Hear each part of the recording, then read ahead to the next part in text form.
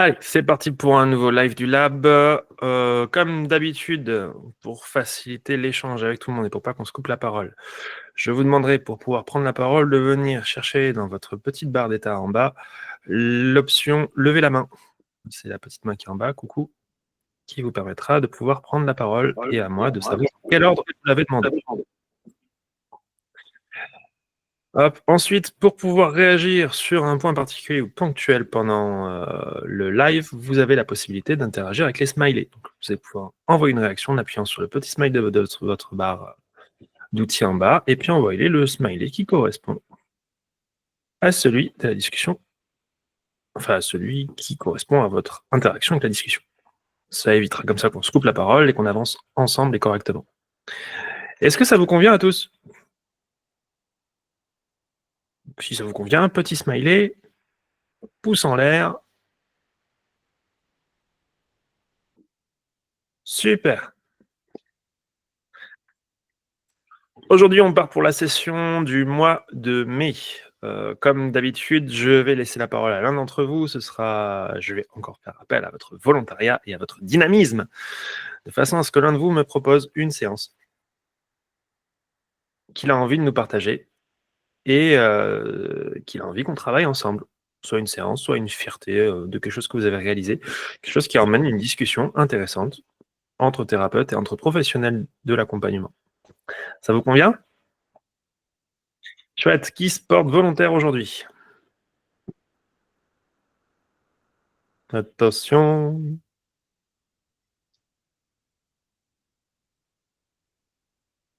Sinon, je ferai un désigné volontaire, c'est pas grave.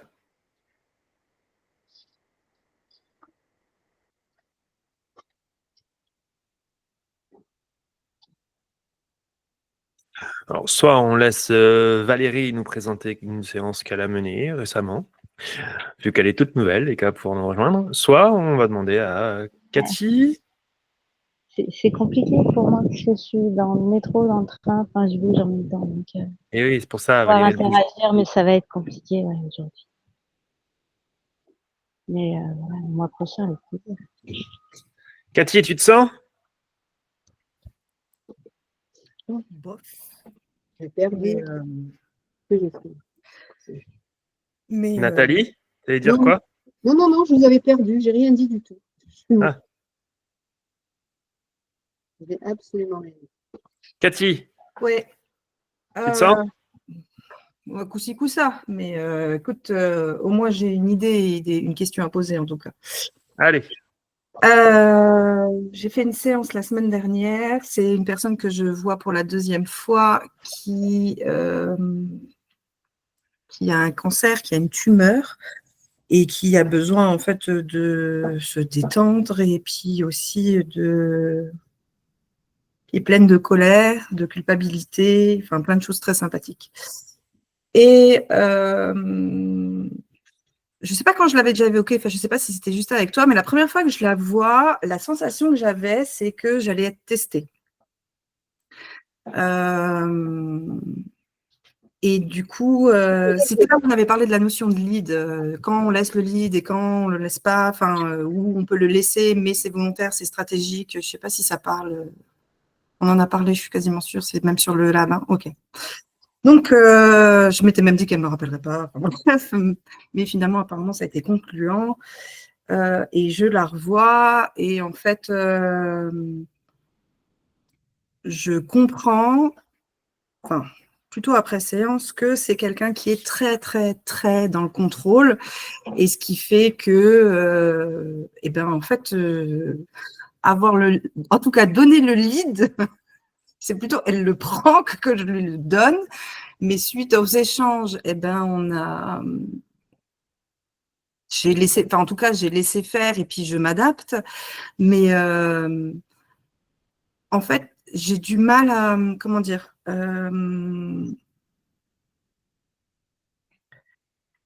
je perds en fait, mais en fait, comme elle est dans le contrôle, elle part pas. Enfin, en tout cas, elle se laisse pas. Même si les émotions montent, elle y va pas, ou en tout cas, elle ferme les yeux et à un moment donné, elle revient. Et je pense qu'elle veut pas y aller ou que c'est trop dur.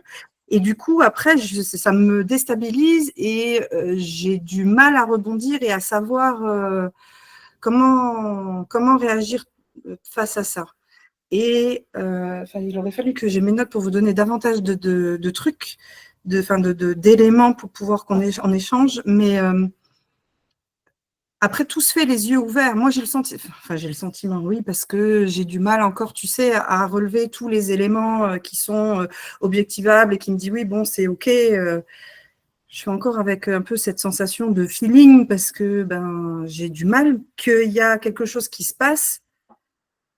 Mais le fait qu'elle soit dans le contrôle me donne le sentiment, je ne sais pas comment expliquer, me donne la sensation que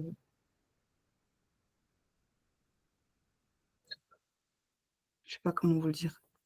Que je vais à tâtons et que je ne suis pas sûre que mon travail, en fait, soit, encore une fois, un travail sous hypnose, quoi. Bref, moi, je me suis retrouvée toujours en difficulté face à elle par rapport à ça. Et pourtant, en fin de séance, j'ai quand même cette sensation que tout va bien, que tout va bien. Qu'il y a un pas qui a été fait, qu'il y a des prises de conscience qui ont été faites. Et pour le coup, on était parti sur... En fait, il y a une partie d'elle qui veut que tout soit parfait, elle veut tout bien gérer, qui a besoin de se sentir utile et qui ne veut pas demander de l'aide, qui ne sait pas demander de l'aide. Et à côté de ça, elle attend des autres qu'ils lui apportent du soutien et qu'ils n'attendent pas d'elle qu'elle soit toujours toujours que ce soit toujours elle qui soit décisionnaire. Et de là, elle m'a même expliqué que c'est le rôle qu'on lui a donné depuis toute petite et que donc en gros c'est elle se conforme à tout ce qu'on a toujours attendu d'elle, mais à la fois et elle marche comme ça et elle a besoin de ça. Et de l'autre côté, comme elle est malade, elle aime bien aussi qu'on prenne soin d'elle et qu'on la câline. Et donc comme fermer les yeux, c'était compliqué, je suis quand même partie sur la notion de dualité entre ces deux parties d'elle, en fait, et ça a été un échange par rapport à ça, quoi. Je ne sais pas si je suis claire, en fait. Alors, ta question principale là-dedans, c'est quoi? Malgré qu'elle n'ait pas forcément constamment les yeux fermés, si elle les a quand même eus, ou qu'elle les ouvre, tu sais, de façon je t'ouvre, je te les referme, comment je peux être sûre de l'efficacité de mon travail, en fait? J'ai du mal à relever, moi, et à savoir où j'en suis. Et pourtant, des résultats et des changements, il y en a. Voilà. Alors, pourquoi tu bugs sur yeux fermés, yeux ouverts? Les autres. Pourquoi on a cette grande question de est-ce que je suis efficace si elle a les yeux ouverts ou si elle ouvre les yeux de manière spontanée ou si elle est complètement avec moi? Gaëtan. Oui, ça c'est ton présupposé. Tu as l'impression que peut-être parce que toi tu vis des trans comme ça, les yeux fermés, que c'est pas une généralité. Il y a des gens qui ont les yeux ouverts, mais qui regardent rien, qui regardent à travers. Donc, alors, je suis d'accord avec toi parce que j'ai déjà fait des séances avec avec des personnes qui avaient les yeux ouverts, mais elles étaient tellement figées et fixes que tu vois, il n'y avait pas de débat possible. Elle, c'est pas comme ça. Enfin, c'est pas comme ça. Je peux pas me dire, il y a pas. Enfin, en tout cas, je suis pas sûre qu'il n'y ait pas de débat pour le coup, tu vois. Alors, il n'y a pas de débat possible par rapport à quoi?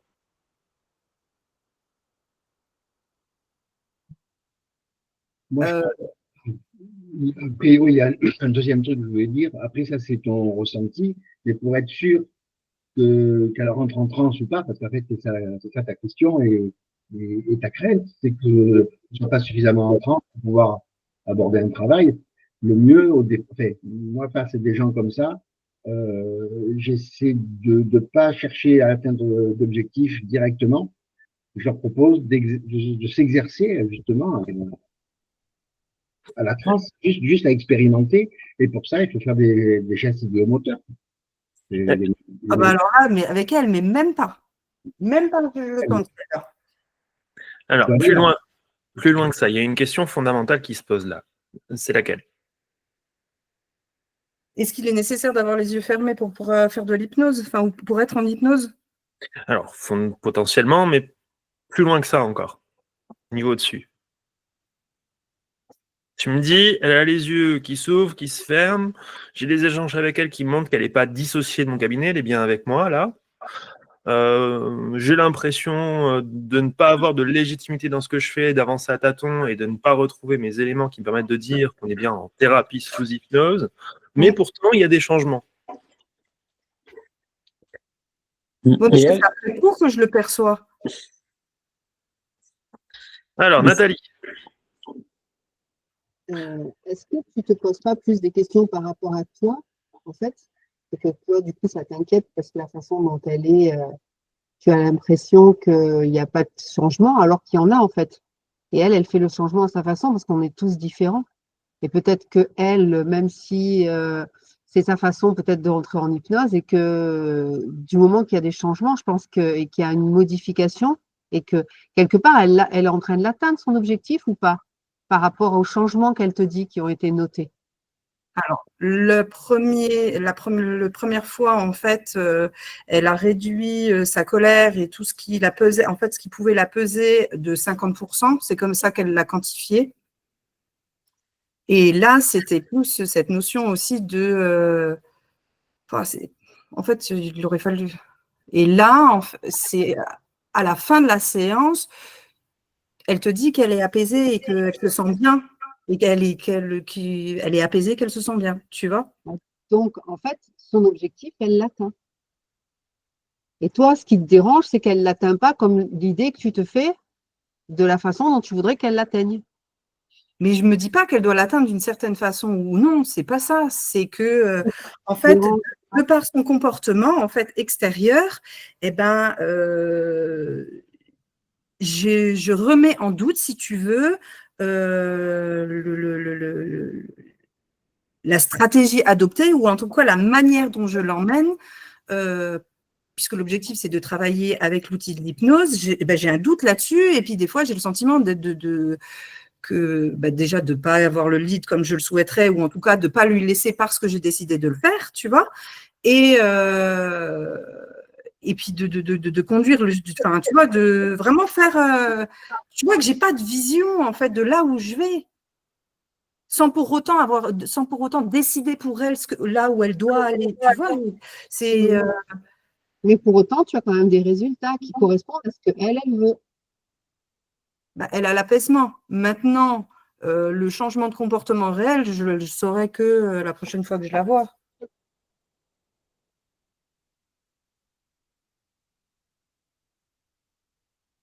Pardon, j'avais le micro coupé. Alors, on va y venir dans un instant. Juste un moment. Philippe.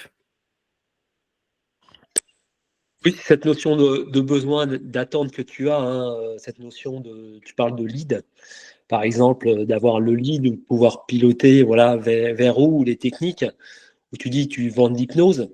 Après, elle, c'est ce qu'elle attend aussi, qu'est-ce qu'elle imagine que c'est l'hypnose, comment c'est. L'objectif, c'est toi, ta position. Tu es un accompagnant, une hypnotiseuse, c'est savoir un peu quelle est ta position par rapport à elle, parce que si pour elle, pour changer, si elle a besoin d'avoir le lead, ben, tu lui es, entre guillemets, le lead. Si ça la fait changer, si ça lui fait du bien, ça lui fait du bien. Si ça l'emmène, ben, tant mieux pour elle. Après, c'est savoir redonner que, même en lui sans le lead, tu as un lead, parce que tu y laisses. Alors, pas mal Philippe. Gaëtan.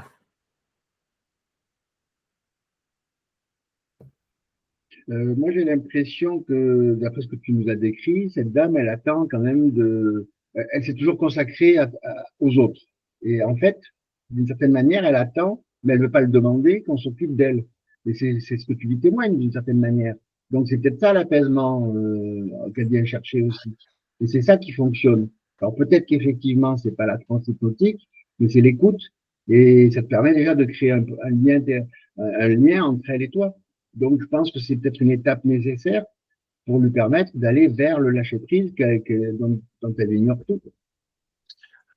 Alors, pour l'instant, on a Cathy qui nous parle d'une prise en charge où elle a l'impression d'y aller à tâtons et qu'elle n'arrive pas à objectiver son action en tant qu'hypno sur un sujet qu'elle perçoit potentiellement comme résistant, ou du moins comme vigilant.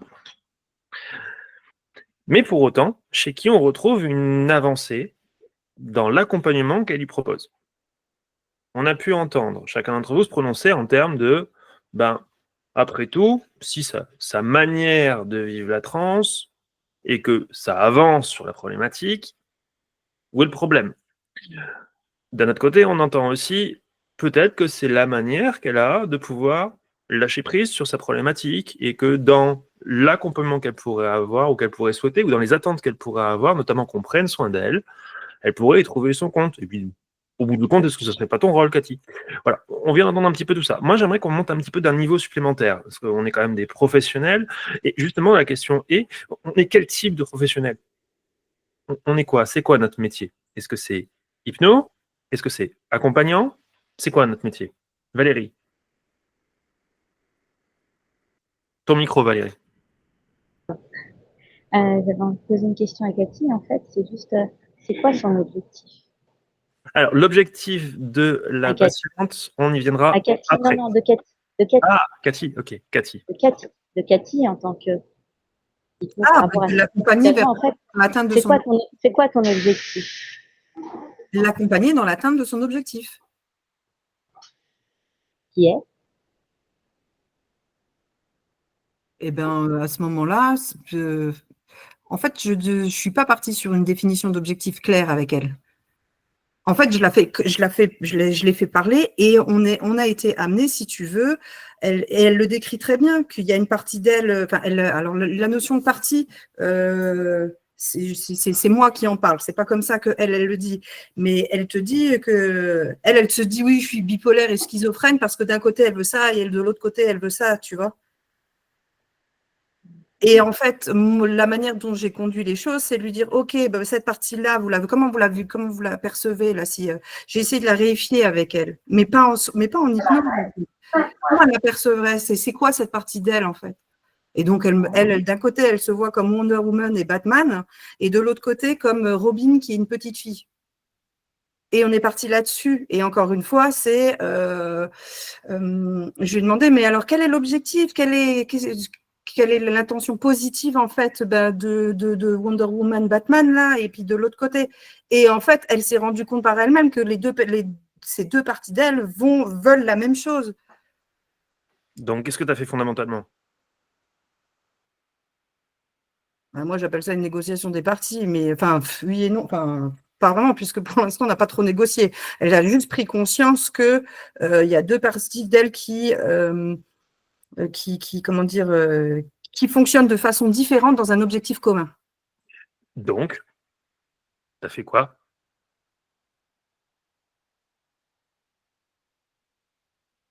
Elle se sentait jusqu'à maintenant comme scindée en deux. Puis tout d'un coup, tu lui fais part qu'il y a bien deux parties d'elle-même, deux positionnements, qui semblaient s'opposer, mais qui finalement veulent la même chose. Donc, qu'est-ce que tu as fait? Puisqu'elle a évolué de deux parties qu'elle n'avait pas identifiées qui s'opposaient à deux parties qui finalement se sont identifiées et qui veulent la même chose. Je ne sais pas le mot que tu veux que je dise. Moi, j'ai une négociation. Moi, j'ai appris. Tu l'as dit tout à l'heure, tu as fait une négociation des parties. Voilà. Fondamentalement, même si ça n'a pas la forme scolaire conventionnelle d'une négo des parties sous hypnose, ça s'appelle quoi? Ça s'appelle une négo de partie. Tu as identifié deux positionnements particuliers du sujet qui ont pu se mettre l'un face à l'autre, qui ont pu échanger l'un face à l'autre, et donc potentiellement permettre à la personne de se positionner elle-même par rapport à ces deux positionnements influenceurs qu'elle avait. Ça va? Mais ça, c'était pas sous hypnose. Enfin, clairement, là, on n'était pas sous hypnose. C'est à ça que je veux en venir. Quel est votre rôle avant d'être hypno? D'accompagner, pour le coup. Voilà, l'hypnose, c'est quoi? Un outil. Un outil. Oui. Donc, est-ce qu'on peut faire d'un outil une profession? Non. Non, un outil, ça reste un outil. D'accord? Après, la manière dont on va utiliser l'outil va définir notre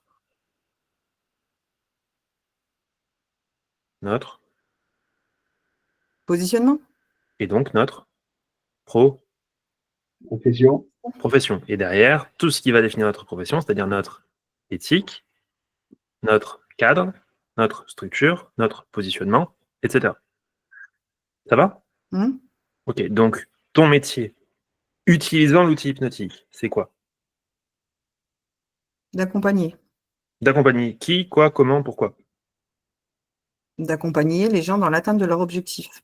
Notamment dans un objectif qui est voué à, qui passe par un changement. Des gens qui vont bien, qui vont pas bien, qui vont comment? Ah bah, a priori, pas bien. Qui Ou vont certains. pas bien dans quelle limite?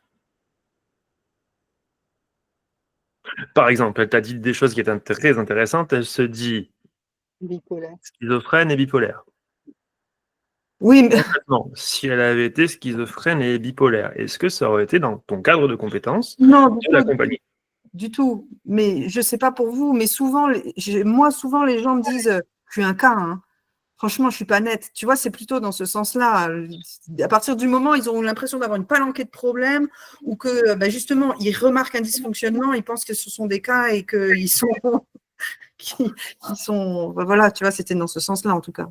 Donc, ta profession, c'est d'accompagner les gens qui ressentent un mal-être, Oui, qui ne va pas jusqu'à un mal-être pathologique, oui, de la pathologie psychique ou physique, mais ça, c'est plus ton cadre, d'accord? Qui reste dans un mal-être raisonnable, se définissant hors de tout diagnostic médical, dans lequel tu peux potentiellement les aider à évoluer. oui. Faire des changements, oui.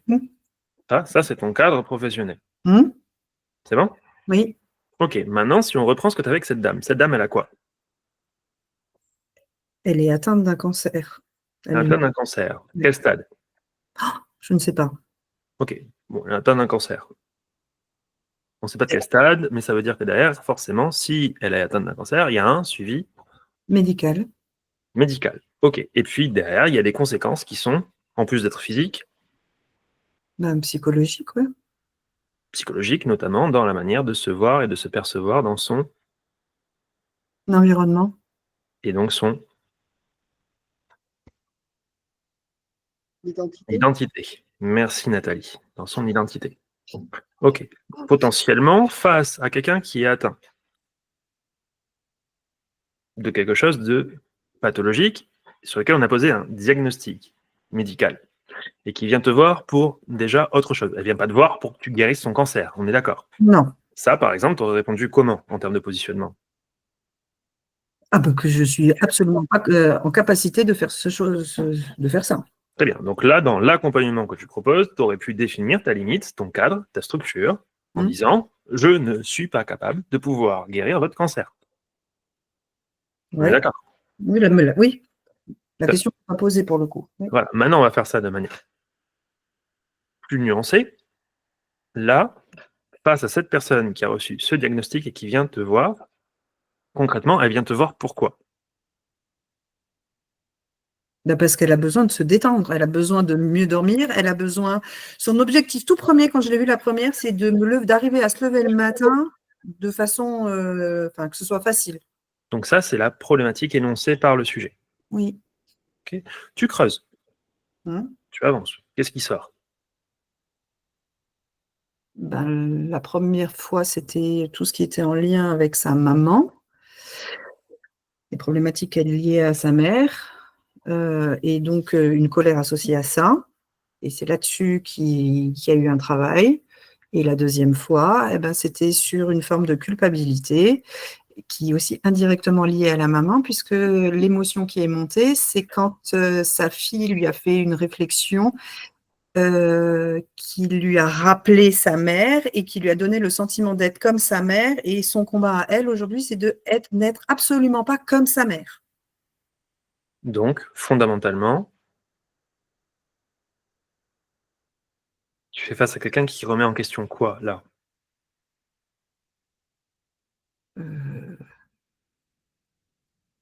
Qui remet Toute sa construction identitaire. Oui, ok. Avec toutes les influences psychosociales qu'il peut y avoir au sein des relations qu'elle a notamment avec sa mère. Mais aussi, et de manière plus large, tu l'as dit tout à l'heure, sa relation avec tous les autres, où elle a pris l'habitude de toujours faire tout pour que les autres puissent bien la voir. C'est ce que tu nous as dit au tout début. Ça va? Mais qu'en même temps, elle a très envie que pour une fois, c'est pas les autres qui puissent bien l'avoir et qu'elle fasse tout pour qu'on puisse bien l'avoir, mais que pour une fois, on lui porte un peu d'attention à elle qui est malade. Ouais. Ça va? Hum. Ok. Donc tu travailles sur à la fois un besoin psychosocial dans le sens je me positionne par rapport aux autres et un besoin social, c'est-à-dire de quelle manière les autres pourraient se positionner par rapport à moi et Oui, que ça vient pas. C'est bon? oui. Ok. Donc est-ce qu'on fait face à une dissociation de l'identité du sujet? Bon, moi, je dirais que non, mais Non, non, non, clairement pas. On n'a pas une dissociation de l'identité du sujet. C'est bien le même sujet, mais qui exprime un conflit entre comment elle se positionne par rapport aux autres et qu'est-ce qu'elle attend du positionnement des autres par rapport à elle. oui. Ok. Dans son comportement à elle et dans sa manière d'être avec toi, elle est comment? Bah, là, la deuxième fois, c'était plus cool. J'avais pas ce sentiment de j'attends de voir ce qui va pouvoir se passer. Mais clairement, il y a des endroits où enfin, la première fois que j'ai tenté une mise sous hypnose suite à l'émotion, elle voulait pas y aller. Le Très bien. souvenir, oh, elle voulait pas y aller. Et la raison pour laquelle elle ne veut pas y aller, on y reviendra plus tard. Là, pour quelle raison je t'ai fait faire tout ce raisonnement-là? Ta question de base, c'était quoi? Eh ben, c'était mon histoire de pas savoir, de pas arriver à avoir des éléments objectivables pour savoir comment je conduis ma séance et notamment aussi de savoir quand j'y suis et quand j'y suis pas. Dans un premier temps, enfin, je sais qu'il y a une partie où j'y étais pas et quand j'ai commencé un travail, eh ben, c'est là où. Et en fait, au travers des réflexions que tu m'as faites, la question que je me pose, c'est quand tu me dis ton premier rôle, bah, c'est d'accompagner et tu utilises l'outil. En fait, si tu veux, bah, je pense que là, moi, c'est une pression que je me mets à moi-même. C'est dans le sens où, comme les gens viennent me voir parce que j'utilise cet outil, je pars du principe que parce que j'utilise cet outil, eh ben forcément, il faut que j'utilise cet outil dans la séance. Et donc, de ce fait, je veux à tout prix que ce soit, qu'elle soit sous hypnose à un instant T, à un moment donné dans la séance ou dans un autre, pour pouvoir répondre en fait à ça. Alors que, Ben, du coup, je me dis pas forcément. les autres, comment vous vous positionnez par rapport à ce que vient de dire Cathy?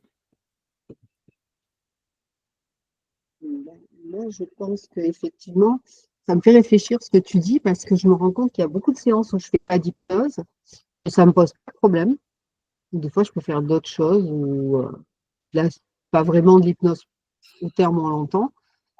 Mais du coup, je m'étais jamais positionnée dans le sens inverse. Donc, je pense qu'il faut qu'effectivement, on se dise qu'à un moment donné, l'hypnose, c'est pas forcément ce qu'on doit faire et que les gens, ils n'ont pas forcément besoin de faire que de l'hypnose. On va garder ça un petit peu au chaud et je vais vous poser une question un peu plus tard, qui devrait commencer à germer dans vos esprits. Guylain vous la posera peut-être aussi. Bon, on verra. Qui la posera en premier. Ok. Les autres. On a entendu Cathy, on a entendu Nathalie. Comment vous vous positionnez par rapport à ça? Valérie. Non, mais je suis d'accord. En fait, on vend et on propose un accompagnement. On propose pas. Voilà, l'hypnose est un outil, comme bien d'autres, comme la PNL, comme voilà tous les outils qu'on peut avoir. Mais je pense que c'est important de se positionner en tant qu'accompagnateur. Enfin, accompagnant. Enfin, je sais même pas comment le dire du coup. Euh, mais c'est certain qu'on vend un accompagnement. On vend pas une séance d'hypnose. C'est important de clarifier le truc en fait. Ok, merci. Cyril. Ton micro, Cyril. Ouais, excuse-moi, j'avais enlevé le micro par rapport à bébé. Moi, je me positionne déjà en tant que soignant, puisque je suis pas thérapeute, je suis soignant. Et donc moi, je pars dans le postulat qu'en fait, ce qui m'intéresse, c'est le résultat, et peu importe en fait la méthode, tant que mon résultat derrière, il est gagnant. Ok. Et je pars, ça me fait penser à un truc que j'ai noté il y a pas longtemps, où je parlais d'un ami magicien qui était Jean-Luc Bertrand, qui disait: «Peu importe l'effet de magie que je veux faire, peu importe la méthode, tant que l'effet fonctionne».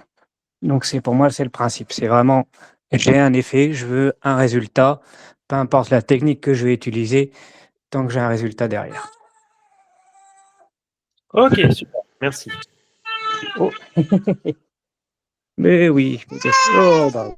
Alors, maintenant, plein de choses qui ont été amenées, notamment la notion de résultat. On va y venir un petit peu plus tard aussi parce qu'elle est importante, cette notion de recherche du résultat. Là, déjà, quel est le bilan qu'on peut tirer par rapport à tes questions, Cathy? Ben, que tout part de mon positionnement et de comment j'affiche, comment j'accompagne les gens. Très bien. Parfait. Ensuite, il y a autre chose. Il y a utilisation de l'hypnose. Et tu as dit, voilà, puisque je fais de l'hypnose, je dois vendre de l'hypnose et finalement, je dois faire de l'hypnose et donc je dois définir comment je vais reconnaître que j'ai bien utilisé l'hypnose pour aider ma personne. Ok. Question que je vais poser à tout le monde, puisqu'apparemment, on a tous cet outil dans nos compétences. Qu'est-ce que l'hypnose? Au bout du compte, quels sont les éléments factuels qui vous permettent de, chacun d'entre vous, définir que vous faites bien de l'hypnose? Qui répond en premier? Je me permets juste, Jérémy. Les deux questions que tu as évoquées c'est pas la même. Hein. Il a mis les deux ensemble, mais c'est pas la même. Entre qu'est-ce que l'hypnose et la deuxième formulation, qu'est-ce qui vous permet de savoir que vous faites de l'hypnose. N'essayez pas de répondre aux deux en même temps, sinon ça va foirer. Merci. Mais j'ai fait exprès de mettre l'ambiguïté, mais c'est pas grave. Oui, mais des fois, il y a trop d'ambiguïté. Bon, répondez aux deux questions. Qu'est-ce que l'hypnose pour vous? Et de l'autre côté, qu'est-ce qui vous permet de définir que vous avez bien travaillé sous hypnose? Si je dis juste que l'hypnose est un outil, ça suffit pas, on est bien d'accord. Non, on est d'accord. Oui, mais ça peut être un bon début. C'est un outil, mais genre le tournevis, c'est un outil pour visser des vis. Le marteau, c'est un outil pour taper sur des clous. L'hypnose, c'est un outil qui permet, en fait, comment dire? De créer un état dissociatif, peut-être? Moi, j'aurais pas dit ça. J'aurais dit plutôt qu'il y a un état modifié de conscience. Moi, je serais partie sur la notion d'état modifié de conscience. Où quand on se parle, on est vers l'extérieur et sous hypnose, c'est quand tu vas être vers toi. Mais je vais finir par apprendre la définition par cœur. Hein. Gaëtan. Oui, ben, peu importe si l'hypnose se manifeste par de la transe, ce qui compte, c'est que la personne se focalise comment dire, puisse avoir un recul suffisant pour ce qui l'amène à la séance, c'est un objectif. Et souvent, ce qu'elle a besoin de vivre et de faire, c'est une prise de conscience. Donc l'hypnose va lui permettre d'atteindre cette prise de conscience en la focalisant sur ses ressentis, sur elle-même. Alors qu'elle, la personne, donc la cliente, elle est essentiellement dans le mental et dans l'analyse.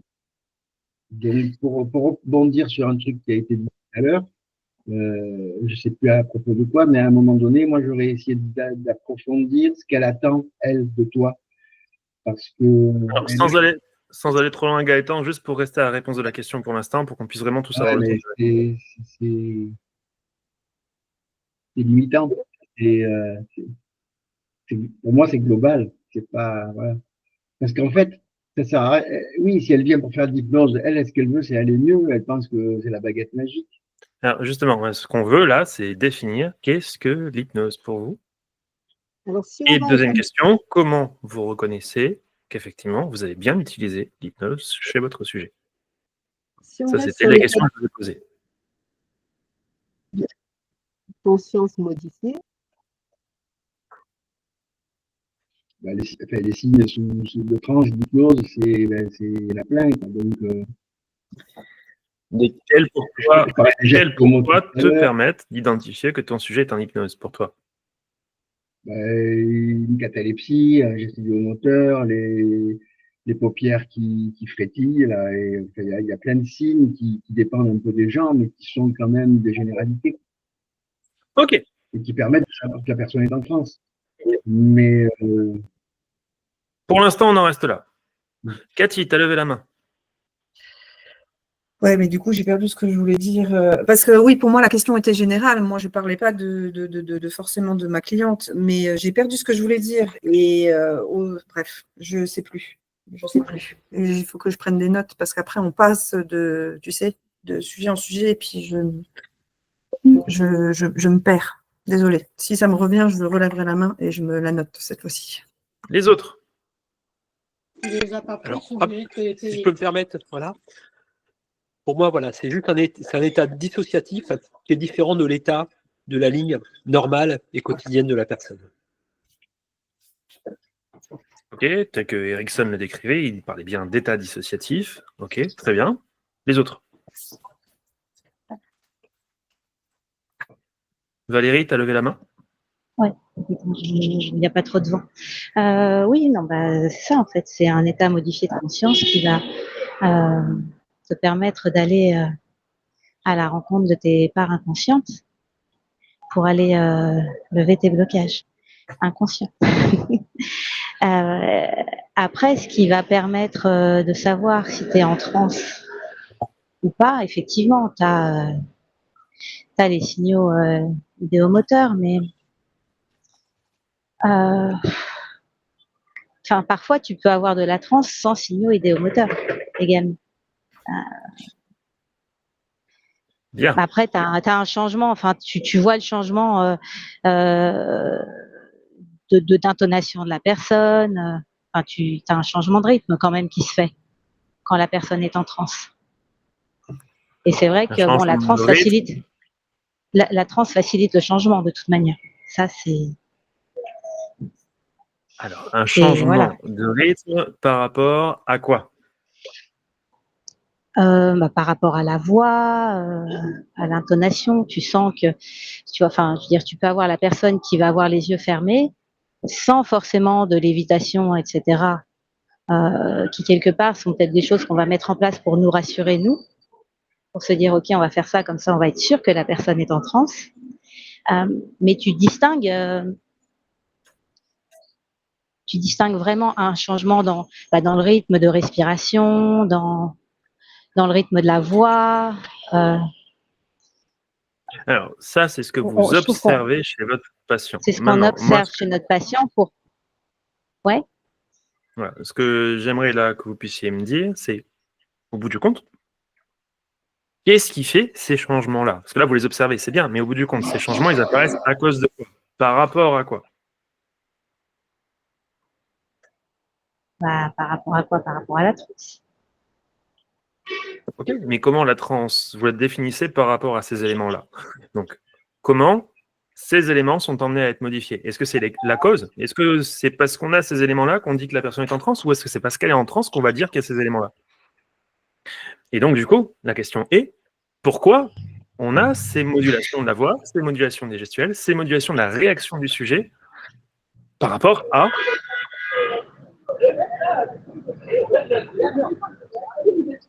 C'est-à-dire que c'est parce que la personne est en transe.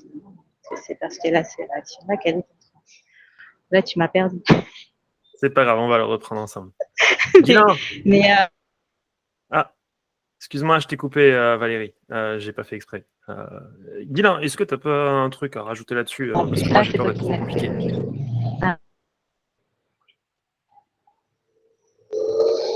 Vas-y, je reviendrai quand j'aurai la réponse.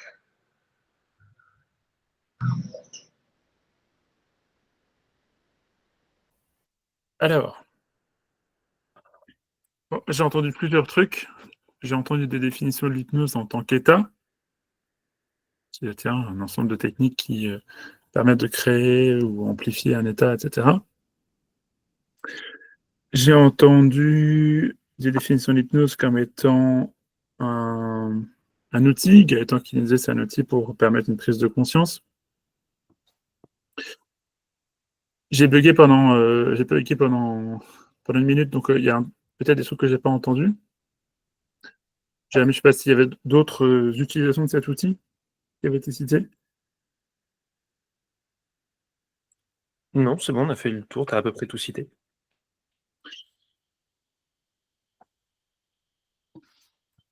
Et du coup, moi j'aime bien rajouter une troisième dimension à ça, c'est le relationnel, un type de relationnel. C'est-à-dire, je suis hypnothérapeute, je suis accompagnant, je suis quelqu'un qui, c'est ce qu'on disait tout à l'heure avec, je suis quelqu'un qui utilise un outil, un professionnel qui utilise un outil, etc. Du coup, on a trois facettes de cette définition. Comment allier les trois? Ou c'est laquelle des trois qui a raison?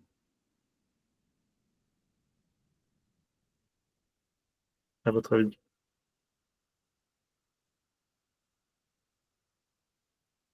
Personne?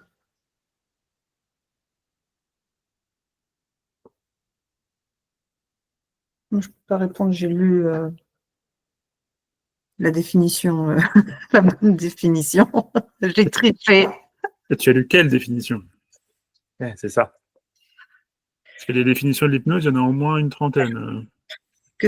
Alors que c'est une stratégie de communication visant à focaliser le sujet sur ses fonctionnements internes. Donc, une stratégie de Être communication. introspectif et pas extrospectif, puisque quand tu es extrospectif, ton attention est dirigée vers l'extérieur et vers ton environnement, alors quand tu es introspectif, tu es dirigé vers tes fonctionnements internes. Ok, donc dans cette définition, on retrouve deux dimensions de ce qui ont été mentionnées. C'est une stratégie de travail, donc c'est un type de relation. Et on parle de l'état, introspectif, extrospectif, etc. Mais par exemple, dans cette définition, on n'a pas le à quoi ça sert. Ben, Dans la définition que tu viens de citer, il n'y a pas le ça sert à. Par exemple, le ça sert à faire une prise de conscience, comme le disait Gaëtan. Ou alors il manque un mot à la définition. Visant à créer. les changements internes. Ah, le changement interne. Un changement de point de vue, ça permet à la personne de réaliser et d'intégrer des choses qu'elle ne voit pas et dans lesquelles elle s'enferme parce qu'avec son mental, elle rumine tout le temps la même chose. Donc, ça lui permet de se défocaliser de ce qu'elle croit être pour justement faire en sorte que cette introspection l'amène à réaliser de nouvelles choses. Donc, c'est ça la prise de conscience dont on parlait tout à l'heure. C'est amener au conscient des choses qui étaient inconscientes et qui étaient quand même là, sous-jacentes. Alors, juste au point de vue, pour éviter qu'on parte trop loin, je me le dis à moi-même aussi, hein, mais on va éviter de rentrer dans les définitions de la conscience aujourd'hui et de ce qui est inconscient et conscient. D'accord? Je sais que ça fait partie d'un élément de sémantique où on ne sera pas forcément tous d'accord, mais si on parle là-dedans, on est parti pour 4 heures. On va essayer d'éviter d'y rentrer.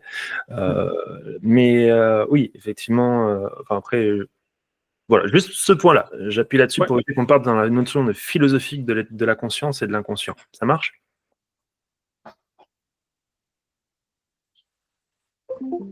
Valérie, tu voulais...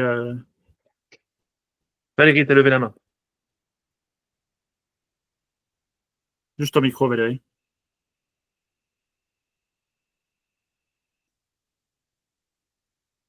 Valérie, tu n'as... Ouais, c'est bon, j'avais plus le petit icône du micro. Oui, non, pour moi, l'objectif principal, en fait, c'est de changer de point de vue. De faire, voilà. Faut que l'objectif, c'est que notre accompagné modifie son point de vue pour pouvoir changer. Et tout ça en étant synchronisé avec lui. Enfin, la base aussi, c'est la synchro, quoi. C'est juste la connexion et la relation qu'on va établir avec lui, qui va lui permettre d'avoir confiance, de se sentir en confiance, de se sentir en sécurité. Voilà, pour pouvoir y aller, quoi. Oser y aller. Mais du coup, l'autre jour, j'ai quelqu'un qui vient me voir parce qu'elle a une douleur chronique du genou. Ouais. Elle me demande si ce n'est pas possible de diminuer cette douleur chronique du genou. Ok. Est-ce qu'on parle ici d'une prise de conscience? Est-ce qu'on parle ici de tout ce que vous venez de dire? Non, là, c'est factuel. Elle a une douleur, voilà. Ah, mais du coup, on envoie bouler, du coup? Parce que nous, on fait des On prises de voit, conscience. après, non, pas que, effectivement. hein. Après, est-ce qu'il y a, oui, il y a aussi des leviers, oui, ok. Donc, tu parles de douleur. Donc là, c'est encore autre chose. Maintenant, on n'est pas, comme tu dis, on n'est pas non plus médecin. Donc, on peut certainement atténuer la douleur, mais on lui enlèvera pas et on réparera pas son genou. Ça aussi, ça une fois, faut aussi Ça, être clair dans le cadre. Maintenant, on peut, voilà, Oui, mais alors, en grâce à l'occurrence, l'hypnose. Donc là, effectivement, là, il y a hypnose, il y a transe, il y a signaux idéomoteurs. Et ouais, là, c'est différent. Ok. alors attention aux projections quand même. J'ai pas dit qu'elle avait un genou pété, qu'il fallait le réparer. Et en Oui, l'occurrence, elle avait juste mal au genou. elle avait juste Oui. mal au genou. Après, je sais pas ce qu'elle a. Oui, voilà. Il faut lui poser Voilà. aussi des Mais- questions concernant la douleur de son genou, Voilà. Mais peu importe, écarter plein de choses au c'est pas niveau ça médical. Ouais. Oui, c'est pas je ça fais le une sujet. projection sur moi là, qui a un genou pété en fait. Donc là, je ramène la question de la douleur, non pas pour qu'on parte sur est-ce que le médical, le machin, etc. Ouais. Mais parce que tiens, il faut traiter une douleur, accompagner une douleur, aider quelqu'un qui souffre de douleur, appelons ça comme on veut. On pourrait parler d'une phobie. Est-ce qu'il y a une phobie des chiens, je ne sais quoi? Est-ce qu'il s'agit de faire une prise de conscience de ça? Et donc, l'idée, c'est d'élargir un peu le cadre, et donc pour nous permettre d'élargir un peu la définition. Il y a Philippe qui a levé la main. Alors pour moi, oui, c'est vraiment travailler sur la perception. Quand j'ai la perception, c'est au sens large. C'est-à-dire qu'au lieu d'être sur la partie analytique, je l'explique, les gens, la façon de penser, c'est pas ce qu'ils pensent qui est intéressant, mais ce qu'ils imaginent et ce qu'ils ressentent. Et ce qu'ils imaginent, aussi bien au niveau douleur, aussi bien au niveau des différentes choses, c'est là de travailler toute cette perception-là. Et du coup, ça donne quoi pour madame qui a mal au genou? C'est de lui faire en sorte qu'elle trouve la douleur agréable? Mais douleur du genou, c'est cette perception qu'elle a par rapport à cette douleur. Cette douleur, oui, c'est dangereux. Oui, cette douleur, elle imagine quoi? Elle imagine que son genou il va craquer, qu'il va se déchirer, que cette douleur, si elle fait, tu vois, tout ce qui est à l'intérieur qui lui génère ces contraintes et qui amplifie cette douleur. Il y a la douleur physique qui représente, si je ne me trompe pas, à peu près une trentaine de pourcents. Et il y a différentes parties dans la douleur. Je suis pas un spécialiste de la douleur. Et c'est toute cette partie mentale, donc ce qu'elle perçoit ou ce qu'elle imagine par rapport à la douleur. De la même manière pour les différentes choses. Oui. Alors attention sur la douleur encore. Attention à la projection. Tout dépend de quoi on parle. Hein. Sortir un 30% de douleur physique, ça va évidemment dépendre. Hein. Si tu viens de t'exploser le pied dans la table basse, je pense que le pourcentage de douleur physique est un peu plus important. Ah mais tout à fait. Hein. Je te parle de façon bien sûr générale. Hein. Il y a toujours des cas spéciaux, il y a toujours des moments où la douleur représente tout, parce que ou comme l'émotion. Et dans ce cas-là, voilà, c'est encore différent de la zone de travail qu'on a dans le cabinet. Puis à ne pas confondre aussi notion de douleur et de nociception, qui sont deux notions différentes, avec deux influences différentes, enfin, deux définitions différentes et deux cheminements différents. Voilà. Moi, ce que je parlais, là, c'était douleur, mais dans cette notion, du moins, d'accompagnement au global. C'est-à-dire hypnose, en quoi ça aide l'hypnose, et qu'est-ce que ça permet l'hypnose de travail. Après, il y a des spécificités, mais de façon globale, moi, dans la perception, c'est ça, c'est ce que la personne s'imagine ou se raconte par rapport à ce qu'elle vit. Et donc, ça provoque en elle. Et pouvoir, à travers l'hypnose ou l'état modifié de conscience, de pouvoir travailler sur cette partie-là sans être bloqué par la partie analytique qui vient dire reviens sur ton quotidien, reviens sur ce que tu connais ou reviens dans ta zone de confort. Donc, et Nathalie encore? Nathalie, oui. Excuse-moi, j'ai pas vu que tu avais levé la main. C'est pas grave. Moi, je dirais que par rapport à la douleur, par rapport à ce que Guylaine dit, c'est par rapport au ressenti de la douleur qu'on peut utiliser l'hypnose. À partir du moment où on a éliminé tout ce qui est médical, par rapport à la personne qui vient nous voir, on peut l'aider avec l'hypnose à travailler sur le ressenti de cette douleur. Mhm. Alors, sans parler de la douleur, mais pour revenir un petit peu à nos moutons, l'objectif de Guilain, c'était simplement de prendre, pour exemple, la dame qui avait C'est mal au ça. genou, pour pouvoir vous emmener à réfléchir sur quelle définition vous portez, notamment sur la notion des 3 dimensions spécifiques qu'il a citées, quelle définition vous portez à l'usage, enfin, ou à cet outil en général, l'outil qu'est l'hypnose. Et de l'autre côté, comment vous le rattachez à votre rôle professionnel, c'est-à-dire à votre profession, à ce que vous faites comme métier. Est-ce que ça vous arrive, rarement, moyennement, fréquemment, souvent, d'avoir des gens qui vont vous dire, globalement, j'ai tel problème, douleur, stress, machin, etc., ce que vous voulez.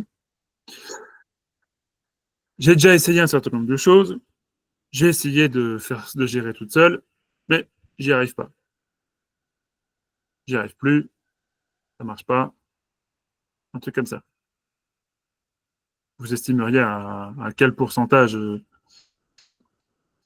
vos clients qui vous disent un truc à peu près comme ça? 70, 80?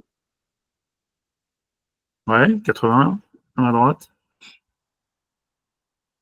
81 fois, Bah, la plupart des gens, ils ont essayé de changer par eux-mêmes avant de venir chercher de l'aide. Ok, ouais, Tous, en donc, fait, je dirais, ils viennent tous pour ça. Parce que Ah. sinon, ils ne viendraient pas nous voir, en fait, s'ils arrivaient à changer tout seuls. ok. L'hypnose, c'est le dernier recours en général. Hein, quand ils viennent, Globalement, c'est j'ai essayé de changer, j'ai tout essayé, j'y arrive pas. Qu'est-ce que vous pouvez faire pour moi, quoi? Enfin, voilà. Pour moi, D'accord. c'est la raison pour laquelle ils viennent nous voir. Mhm. Et du coup, à ce moment-là, l'hypnose, ça sert à quoi? À guider. On peut dire qu'en fait, l'hypnose, on les guide dans l'hypnose. C'est nous qui les amenons dans cet état. Alors, d'accord, mais l'hypnose, ça sert à quoi? Bah, Pourquoi tu les amènes dans cet état?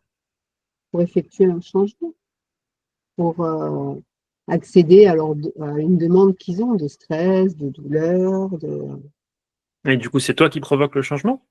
Non, je les guide uniquement Tu les guides à quoi? dans l'état d'hypnose. Pour que eux, Dans ils un trouvent état. dans un état de conscience modifié pour que eux, ils trouvent la solution. Non, mais ça sert à quoi, du coup?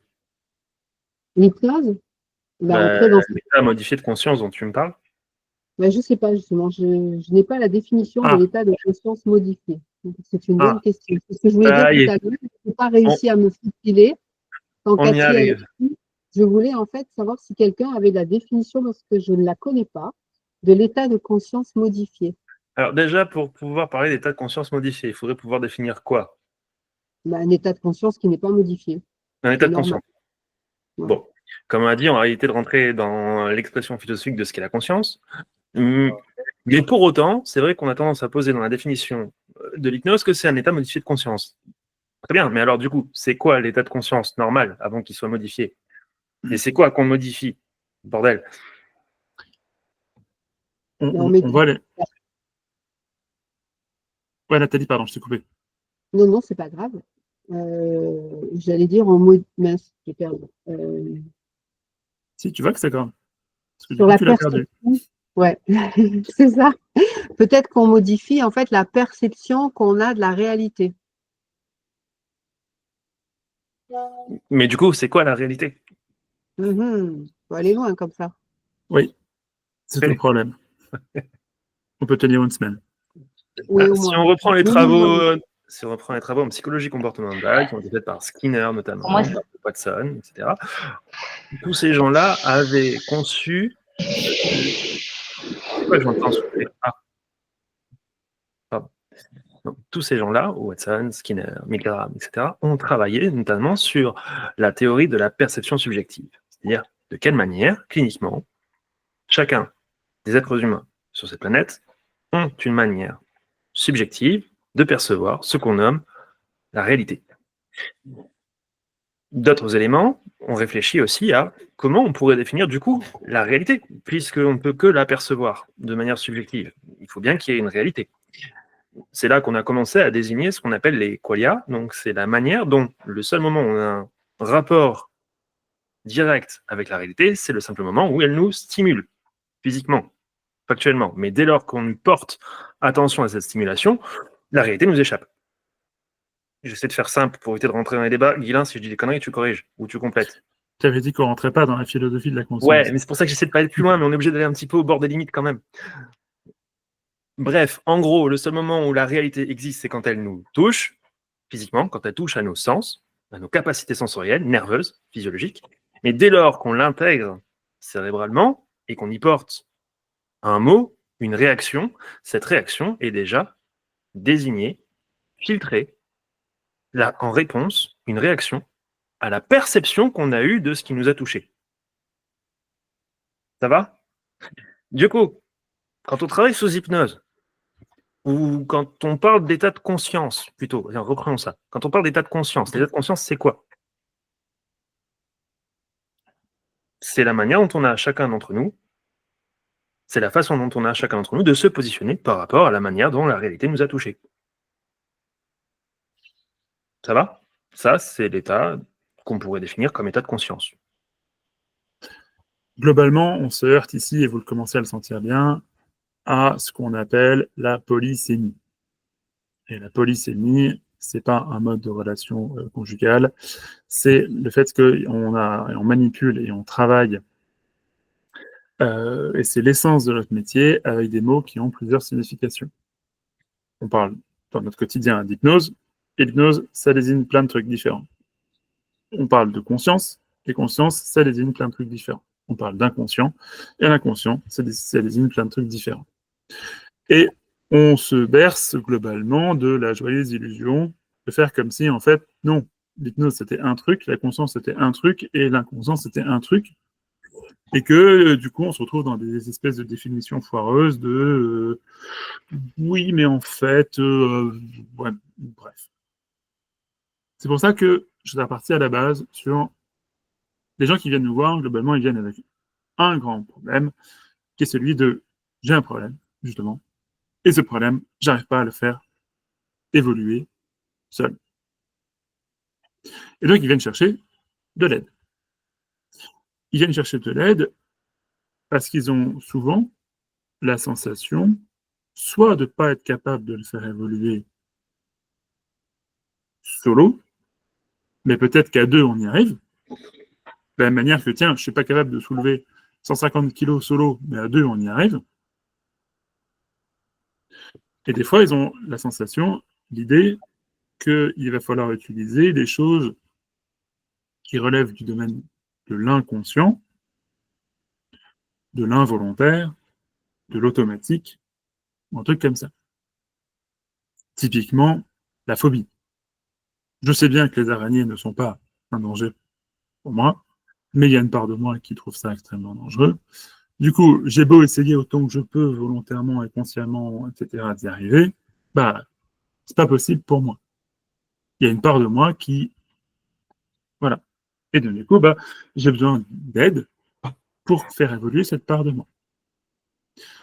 Ça, c'était pour l'exemple, un truc inconscient, mais il y a des fois des gens qui vont venir vous voir, par exemple, pour je suis en train de vivre une séparation, c'est très compliqué, j'ai des émotions qui vont dans tous les sens, j'arrive plus à réfléchir correctement, je sais plus comment je m'appelle, et du coup, peut-être que là, j'ai pas besoin d'un état à modifier de conscience, mais j'ai peut-être besoin de quelqu'un qui pense avec moi. Et je pense que vous avez un certain nombre vous reconnaissez un certain nombre de vos clients dans ces cas. L'hypnose, c'est à la fois un relationnel. Tiens, bonjour, je fais l'hypnose, écoutez, installez-vous, voilà. Un relationnel dans lequel on va utiliser, qui va s'inscrire par exemple dans le cadre des thérapies brèves, qui va utiliser un certain nombre de questionnements, qui va se placer dans l'orientation solution, etc., etc. C'est à la fois un état de conscience, Et on va y revenir. Et cet état de conscience, il peut permettre de réaliser un certain nombre de choses qui ne sont pas possibles en dehors de cet état-là. Et c'est à la fois, du coup, un outil qui permet de faire ça. Moi, j'aime souvent le dire. L'hypnose, c'est un truc qui permet d'avoir une action, d'avoir volontairement une action sur quelque chose sur lequel, habituellement, on n'a pas la possibilité d'avoir une action.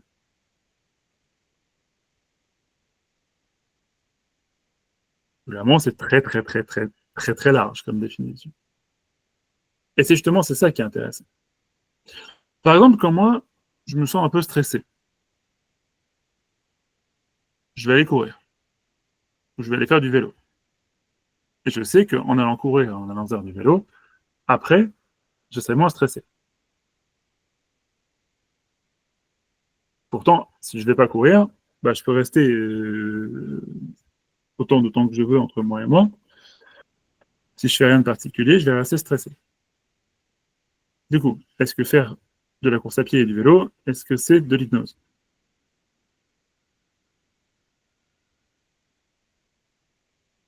À votre avis? Non, mais tu as trouvé les ressources nécessaires dont tu as besoin ou ce que tu dois mettre en place pour pouvoir pallier à cette problématique-là. Eh bien, est-ce que ça n'en est pas? Si je reprends la définition de ce que je disais avant, c'est un moyen qui me permet d'avoir volontairement une action sur quelque chose sur lequel je n'arrive pas à avoir une action directe. Alors à ce moment-là, ça rentre dans la définition. Je suis stressé, je n'arrive pas à me déstresser là tout seul, je vais courir, ça me déstresse. À ce moment-là, ça rentre dans la définition. Valérie? Oui, si, pour moi, c'en est, parce qu'à partir du moment où, pour moi, le sport, ça te met dans un état de transe, tout comme la musique, tout comme, voilà, tu vas produire un effort, tu vas te mettre dans ta bulle, en fait, et pour moi, c'est une transe, quoi. Enfin, je sais pas comment Ouais, ça peut, expliquer ça, mais peut pour être moi, une oui, transe. enfin, pour moi, ça peut être une transe. Ça peut, ouais, tout à fait. Mais comme ça peut ne pas. Comme ça peut ne pas. Mais quand c'est pas, eh ben, t'as pas le changement que tu voulais avoir. Exactement. Et donc, c'en est ou c'en est pas?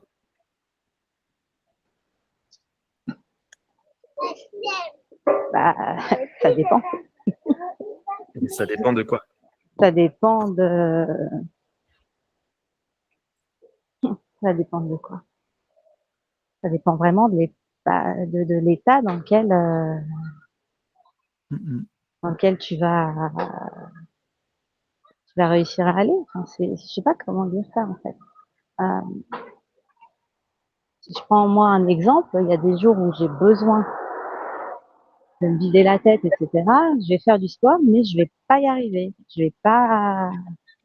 En fait, je vais faire du vélo, mais de manière très machinale, sans.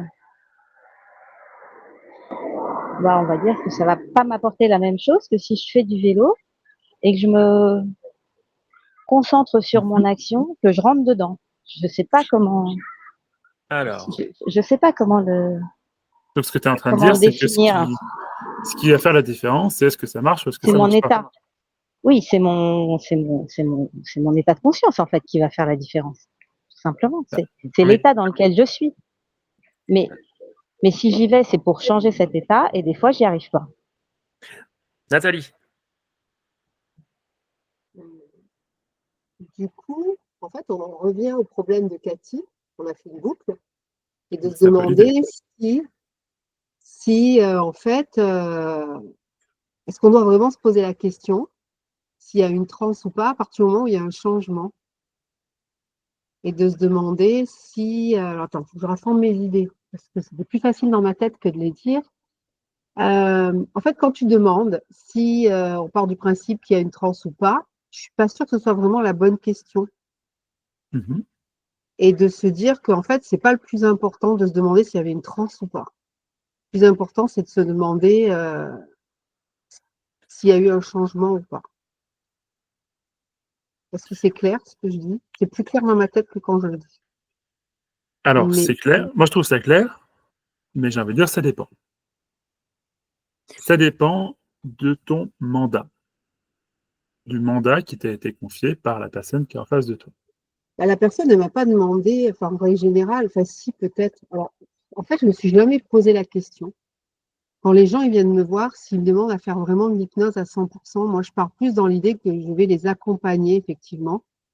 Et Ouais. que, voilà, donc je me pose pas la question, enfin, plus trop maintenant. Alors, des fois, ça m'arrive encore, mais du coup, je me pose vraiment la question par rapport au changement. S'ils ont eu un changement, s'ils ont réussi à obtenir ce qu'ils voulaient, entre guillemets.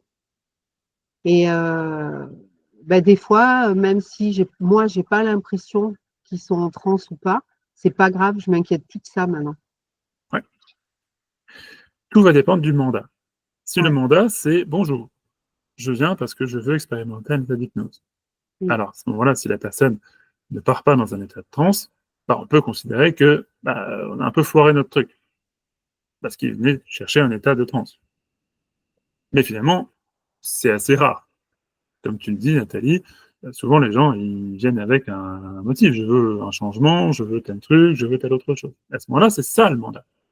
Il peut y avoir des mandats avec particularité, avec détail. Bonjour, je veux changer ceci dans ma vie par l'intermédiaire d'un état de transe. Bien sûr. Et cette demande-là, ce mandat, il peut être réalisable ou pas réalisable. Comme l'exemple qu'on a dit tout à l'heure. Bonjour, je veux guérir mon cancer grâce à un état de transe. Vous pouvez réaliser la moitié du mandat. Vous pouvez réaliser l'état de transe, mais vous ne pourrez pas guérir le cancer. Donc, vous ne pouvez pas réaliser le mandat en réalité. Et ce point-là, le mandat qui vous est confié, il est extrêmement important. Parce que c'est ce qui va définir la palette que vous avez le droit d'utiliser. Si on vous mentionne, je dois avoir un état de transe, ok, très bien. Alors, bien sûr que c'est ouvert à la discussion. On a le droit de discuter avec les gens, leur dire attendez, c'est peut-être pas le bon outil, etc. Mais dans un premier temps, si on a mentionné les états de transe, etc., alors oui, quelque part, on doit utiliser ça. Sinon, on peut ouvrir la palette. Si je venais voir quelqu'un, l'un d'entre vous, en me disant voilà, je suis stressé en ce moment, et que me disiez habituellement, aller faire de la course et du vélo, ça te fait du bien, tu y as pensé? Et je me dis non, c'est vrai, j'ai pas pensé, j'ai oublié. J'y allais, ça me faisait du bien. Alors, vous auriez rempli le mandat. Et ce point-là est important. Ce que vous devez faire, c'est remplir le mandat que les gens vous demandent. Bien sûr, s'il est réalisable, légal, faisable, etc. Et dans le cadre de vos compétences. Dans le cadre de vos compétences, bien sûr. Cyril, tu avais levé la... Cyril? Micro. Allô, allô. Ouais. Ouais, ça me fait penser à un souvenir que j'ai eu il y a quelques années où j'ai eu 2 patientes, la maman et la fille. Pour le même objectif, c'était sur de l'arrêt du tabac. Donc je pars sur la maman, transe très, très légère, très peu d'hypnose, voire quasiment pas, et l'objectif est atteint, la maman arrête de fumer. Je travaille sur, la fille, une transe très rapide, très, très, très profonde, mais aucun résultat. L'objectif, il est pas atteint. Donc au final, je me dis, qu'est-ce qui est le plus important? C'est est-ce que j'ai réussi à faire de l'hypnose et là, on voit un résultat, on voit de la transe, on voit tous les éléments et mon outil fonctionne, mais l'objectif, il est pas atteint. Ou au final, comme, je disais tout à l'heure, le but, c'est l'objectif de départ. Elle vient pour un résultat, l'arrêt du tabac. Il n'y a pas eu forcément d'hypnose, mais par contre, l'objectif est atteint. Tout simplement. Ouais, c'est un très bon exemple, ouais, effectivement. Un très bon Donc, exemple qui soulève quand même une question qui est très importante, la notion de résultat. Parce que oui, là, on vient de parler de tous les éléments qu'on peut mettre en place, parlant de trans ou pas de trans, pour pouvoir créer la réalisation du mandat avec lequel vient le sujet. Ok, maintenant, est-ce que c'est parce que ce sujet, ce patient, vient avec ce mandat qui est réalisable dans le panel de vos compétences que vous pouvez mettre en place dans ce contexte avec ce patient?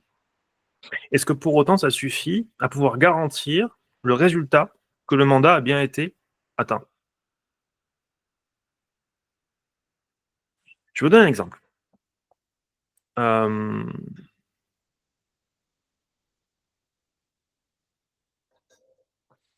Reprenons la patiente de Cathy.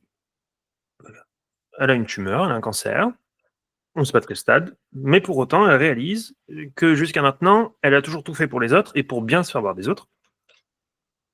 Et que jusque-là, ça lui a bien réussi, mais qu'elle réalise bien aussi à cet instant qu'elle aimerait bien avoir le contraire, c'est-à-dire que des gens qui s'occupent d'elle et qu'elle puisse être un peu elle-même. Super. Dans, du coup, les échanges et la manière qu'elle aura eu de créer les influences sociales de ces différents environnements qui l'entourent. Qu'est-ce que ça va provoquer si on remplit le mandat qu'elle vient de nous poser, de pouvoir faire en sorte de moins porter attention au regard que portent les autres et de plus se porter attention à elle-même et d'être plus demandeuse d'aide que les autres peuvent leur apporter. Qu'est-ce que ça va provoquer au niveau social?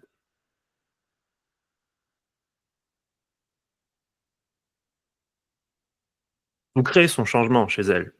Vous avez rempli le mandat, vous avez fait en sorte qu'elle se porte plus attention. Faites. Que vous l'avez fait sous transe ou pas sous transe. Mais vous l'avez fait réaliser, vous l'avez mis sur le chemin de pouvoir, à un moment donné, avancer sur cette problématique-là. J'ai un cancer, il me reste peu de temps à vivre, j'ai envie, là, ces derniers temps, de me privilégier moi et d'arrêter de donner une image de moi qui correspond à ce que les autres attendent de moi. Elle a avancé là-dessus. Qu'est-ce que ça va provoquer dans sa sphère sociale? Est-ce qu'elle va avoir le même comportement avec les gens? Bah, potentiellement oui, potentiellement non. Ce qui est sûr, c'est que s'il y a un changement chez elle dans sa construction identitaire, sa perception singulière de son environnement et donc du rapport qu'elle a avec les autres va aussi évoluer. Donc potentiellement, qu'est-ce qui va se passer au niveau psychosocial pour elle, au sein de ces environnements? Est-ce que les autres vont dire « Ah, c'est chouette, t'as changé » Ou est-ce qu'ils vont pas dire « Ah, attends, t'as toujours tout fait pour nous plaire, là, ce que tu fais, ça nous plaît pas » Bah, potentiellement l'un ou potentiellement l'autre. Sauf que si c'est potentiellement l'autre et que ça crée des conflits sociaux, ou psychosociaux, la manière de elle qu'elle a de se projeter par rapport à ses environnements ou la manière dont l'environnement l'aperçoit et donc l'intègre à cet environnement, au groupe. Si ça crée des conflits, dans quel sens ça peut aller? S'il y a friction, bah, soit potentiellement elle change d'environnement parce que les comportements qui ont évolué chez elle grâce à votre travail sont les plus gros influenceurs, et donc ça ira dans le sens du résultat qui est attendu et donc du mandat qui est rempli, soit potentiellement, bah, elle fera demi-tour dans son comportement pour pouvoir être toujours adaptée à l'environnement qu'elle fréquente depuis des années, qui fait partie de son environnement sécuritaire. Donc, est-ce qu'on peut aller jusqu'à dire que remplir le mandat, c'est garantir le résultat?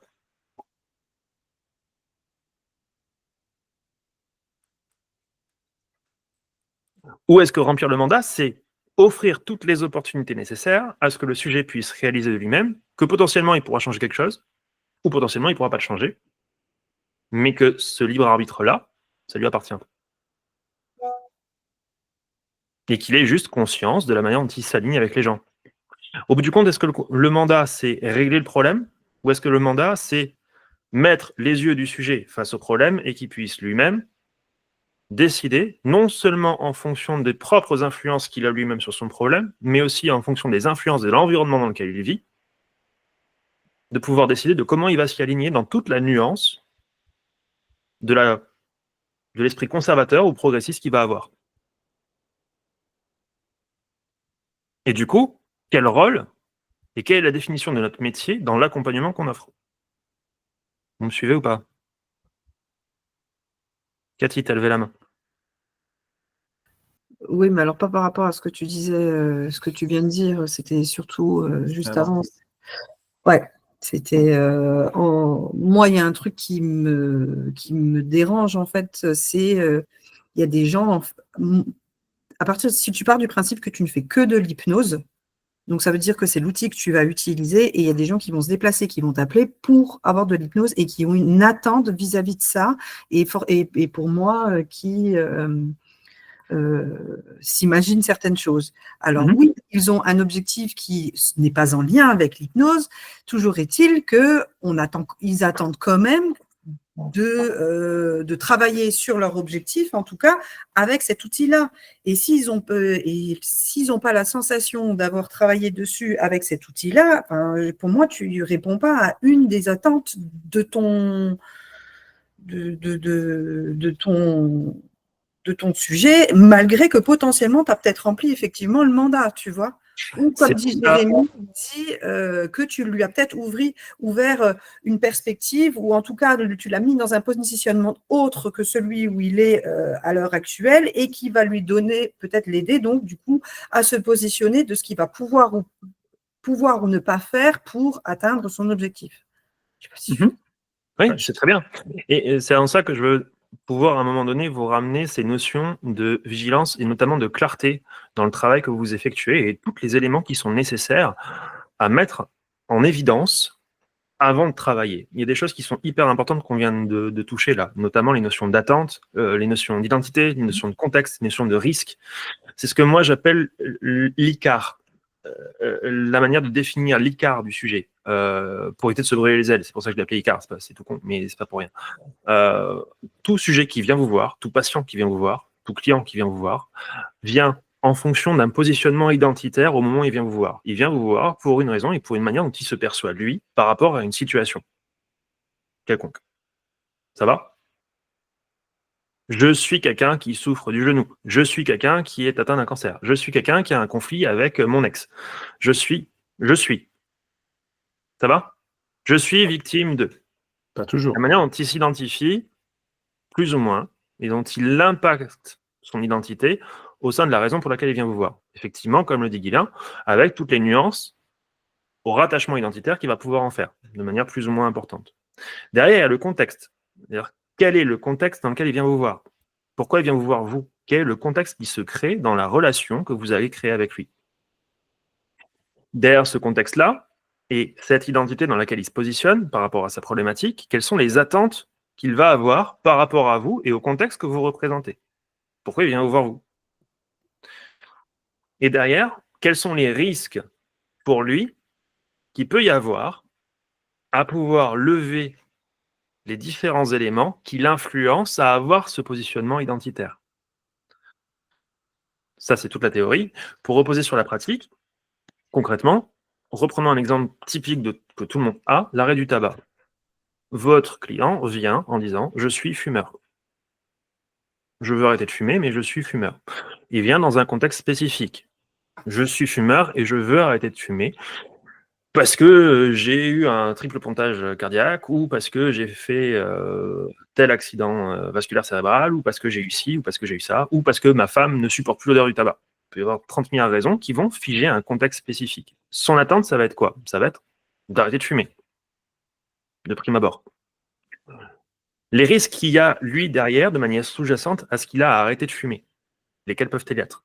Et de quelle manière on va s'y prendre ? Et comment on va reprendre les attentes qu'il peut avoir, lui, à arrêter de fumer ? Est-ce qu'il est d'accord, par exemple, dans les attentes qu'il a, dans le mandat que vous allez fixer, à aller toucher à tous les éléments qui l'ont influencé à fumer et qui ont fait que fumer, pour lui, rentre dans son identité ?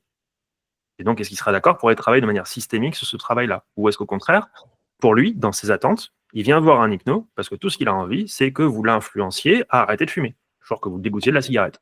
Et où votre protocole de dégoût du tabac sera particulièrement efficace.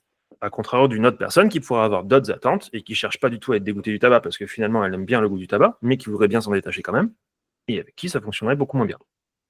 Ça va ? Vous suivez jusque-là ou pas ? Bien. Derrière, quels sont les risques aussi dans l'influence qu'aura le fait d'arrêter de fumer dans ses habitudes et dans ses environnements dans lesquels il vit tous les jours ? Concrètement, oui, il a peut-être envie de fumer. Et concrètement, peut-être que ses attentes d'arrêter de fumer, de manière égotique, pour lui, ou dans l'environnement social principal, peut avoir des influences spécifiques qui l'emmènent à vouloir arrêter de fumer immédiatement. Mais le risque plus profond systémique qu'il peut y avoir à arrêter de fumer peut faire écho avec une problématique qui est beaucoup plus lointaine, beaucoup plus causale, qui va l'emmener à ne pas arrêter de fumer. Donc là, on comprend la complexité des choses qu'il peut y avoir. Identifier l'écart du sujet et pouvoir chercher et jalonner dans toute la discussion qu'on va créer avec lui et la relation qu'on va créer avec lui va nous permettre de pouvoir définir derrière de quelle manière on va utiliser l'outil. Et donc de quelle manière on va pouvoir définir si oui ou non, le sujet va avoir déjà un besoin et une attente de phénomènes de transe très conventionnels, très attendus, très popularisés, comme on peut le voir à la télé, de ce qu'il nomme, lui, hypnose, et pas de ce que vous nommez hypnose, dans la notion polysémique que peut avoir l'hypnose. Et derrière, quels peuvent être les risques qu'il ne pourrait pas attendre à la pratique que vous avez l'habitude de mettre en place en termes de thérapie, en termes d'accompagnement, en utilisant ce que vous désignez comme hypnose dans le sens polysémique de l'hypnose. Vous suivez ou pas? Ça veut dire que, 1, le but c'est de remplir le mandat. Chouette. Mon type vient pour arrêter de fumer. Et il vient pour qu'on utilise la transe sur lui pour qu'il arrête de fumer. Ok, il va falloir qu'on définisse exactement de quelle manière il attend et quelles sont les croyances qu'il a autour de l'état de transe. Comment il définit pour lui un état de transe qui pourrait le faire arrêter de fumer. 2, identifier les risques potentiels que peut avoir le fait d'arrêter de fumer ou d'utiliser telle ou telle technique qui pourrait aller à l'encontre de ses attentes, dans le contexte que l'on représente. 3, de quelle manière on va toucher à sa construction identitaire et donc à la perception singulière qu'il a de la réalité. 4, comment on va remplir ce mandat-là en sachant que de toute façon, à partir du moment où on l'aura rempli, potentiellement, il y aura des interactions avec son environnement qui pourront tout remettre en question. Et donc, comment je peux identifier les interactions de cet environnement avant de travailler, antérieurement au travail, pour pouvoir potentiellement anticiper la progressivité qui sera nécessaire à ce que le travail passe. Je vous ai paumé ou pas? Pour en revenir au travail de Cathy, par exemple, ce qui est super intéressant, c'est que malgré le fait que toi, tu es avancé à tâtons et que tu aies voulu à tout prix pouvoir reconnaître des éléments de transe pour pouvoir être sûr que tu as travaillé sous hypnose, ça t'a pas empêché de travailler pour autant. C'est-à-dire que ça t'a mis en inconfort pour toi parce que tu n'as pas reconnu les éléments de transe, mais pour autant, tu as quand même su respecter quelque part les attentes et les risques potentiels sous-jacents qui pouvaient ressentir ton sujet par rapport à l'inconfort que pouvait créer la relation dans le contexte de la thérapie que tu lui proposais. Et en écoutant ça et en jalonnant à tâtons tout ce qu'elle pouvait avoir besoin, tu lui as permis de s'exprimer avec confiance sur des éléments qui étaient émotionnels et non plus simplement cognitifs, qui ont généré chez elle des émotions spécifiques, qui l'ont emmené à créer des états introspectifs qui lui ont permis de pouvoir changer d'avis ou de positionnement sur les conflits internes qu'elle ressentait. Les conflits internes, elle-même, dans sa construction identitaire par rapport au fait qu'elle a appris qu'elle a un cancer, mais de l'autre côté, dans les conflits psychosociaux qu'elle pouvait avoir aussi avec son entourage et dont elle ne veut plus par rapport à la déconstruction identitaire qui devient une influence principale de ce qu'elle connaît aujourd'hui. Parce que j'ai un cancer, potentiellement, je n'ai plus envie de me comporter de la même façon. Ça va? Et là, on voit que la complexité d'accompagner quelqu'un, c'est pas juste dire je suis hypnose, je fais de l'hypnose, mais c'est réfléchir à la singularité de la raison et de la manière et de la relation qui va se créer avec le sujet qui vient nous voir.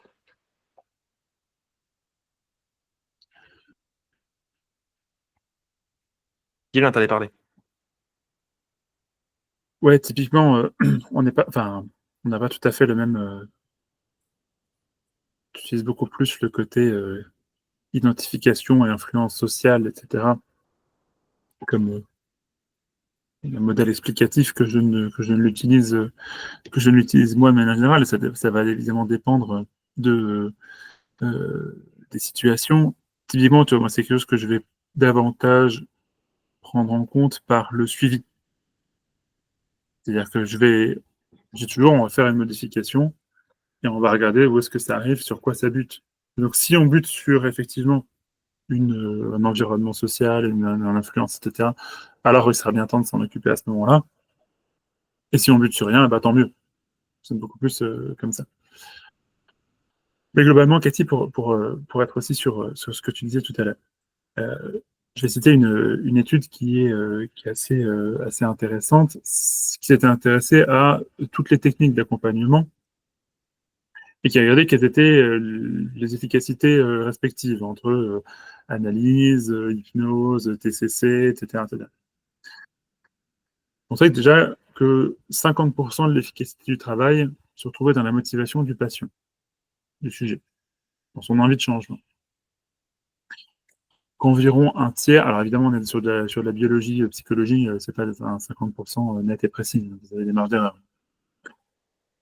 Un gros 30-35% était lié au relationnel.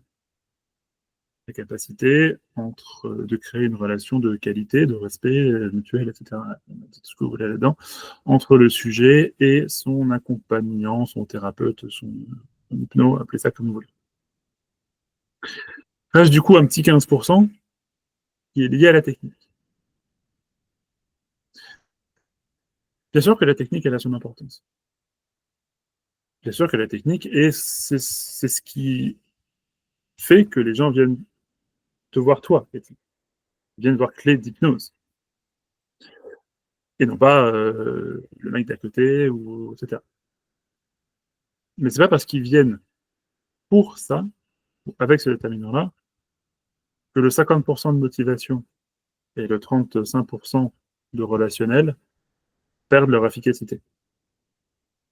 Et lorsque tu te retrouves à galérer sur le 15%, en disant, ben, est-ce que j'ai réussi à générer un état de transe? Est-ce que j'ai réussi à le mettre dans un état d'hypnose? Peut-être pas. Par contre, tu t'es clairement soucié d'elle.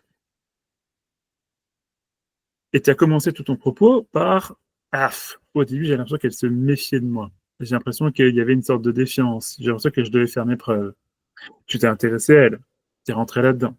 Tu as pris le temps d'aller créer une relation de qualité. Et tu l'as dit plusieurs fois. La deuxième fois, tout ce truc-là, ça allait beaucoup mieux. Et donc là, tu as fait un truc fondamental, c'est que tu as agi sur le 35% d'efficacité du truc.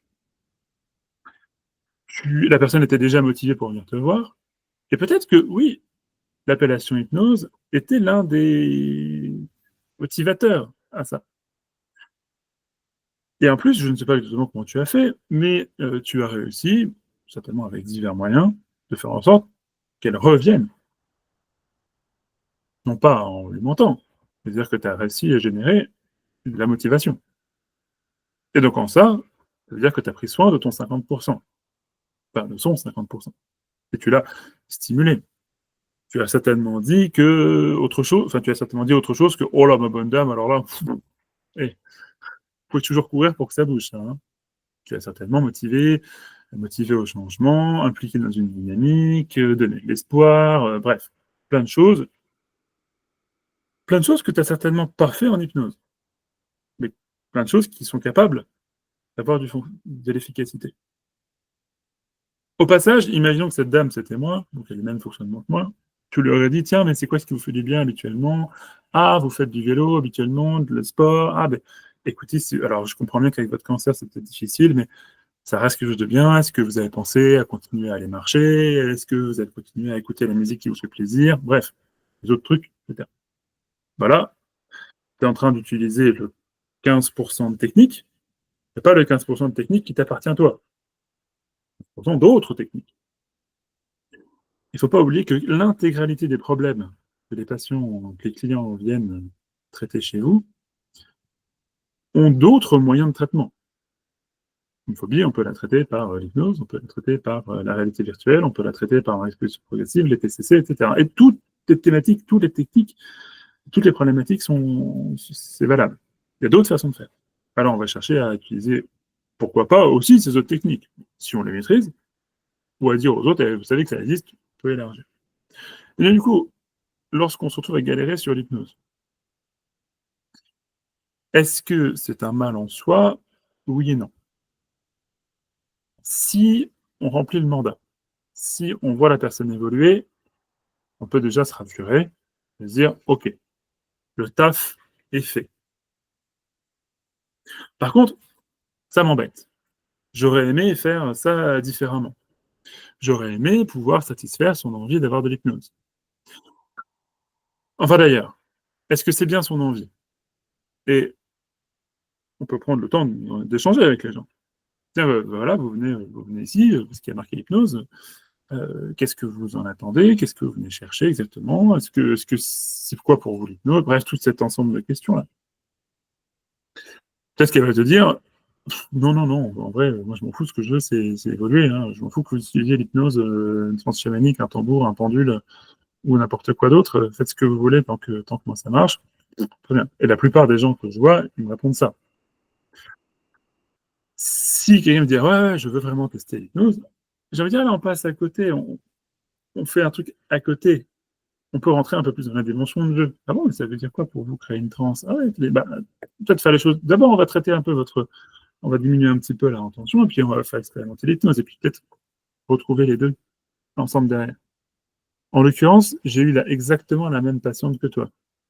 J'imagine que c'était pas exactement la même, mais le même fonctionnement. Impossible de fermer les yeux, beaucoup dans le contrôle, cette notion de perfection, impossible de demander de l'aide, mais qui a quand même besoin d'aide et qui en a bien conscience. Bref, la même. Et les premières fois où je l'ai vue, je me retrouvais en difficulté, à galérer, à dire ah ben attends, elle peut pas fermer les yeux, machin, qu'est-ce que quoi, comment on va travailler? Et pas vraiment de possibilité, comme le mentionnait Gaëtan tout à l'heure, de travailler en transe complète, les yeux ouverts non plus.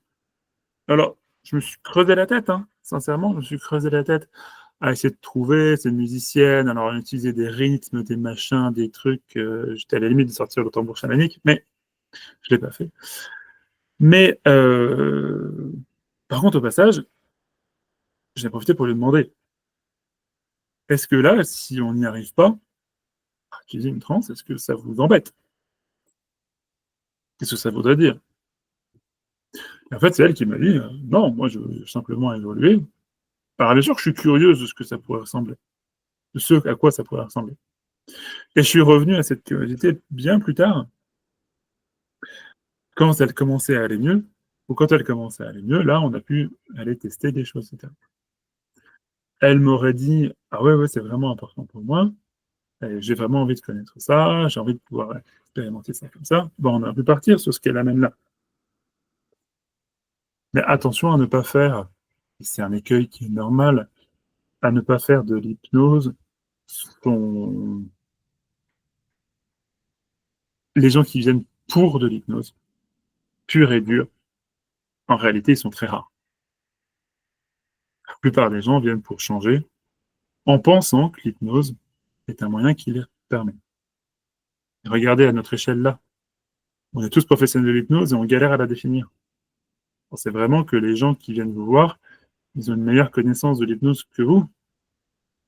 Non, ils ont une image, ils ont une idée, ils ont cette idée de dire je galère depuis je sais pas combien de temps à faire évoluer mon problème et j'y arrive pas.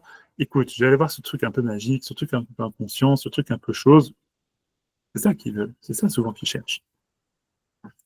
Et l'idée, c'est de les accompagner là-dedans, des fois d'utiliser ça, des fois d'aller au contraire de ça, parce que des fois, ça m'est déjà arrivé d'avoir des gens qui, récemment, une patiente anorexique qui me disait ah non, mais je veux faire aucun effort, je veux rien, je veux pas du tout, je veux juste avoir un coup de baguette magique. Je me dis ah non, non, non, c'est pas comme ça que ça fonctionne. En tout cas, ce sera pas ici qu'on l'utilisera ensemble. À l'inverse, des fois, c'est l'utiliser.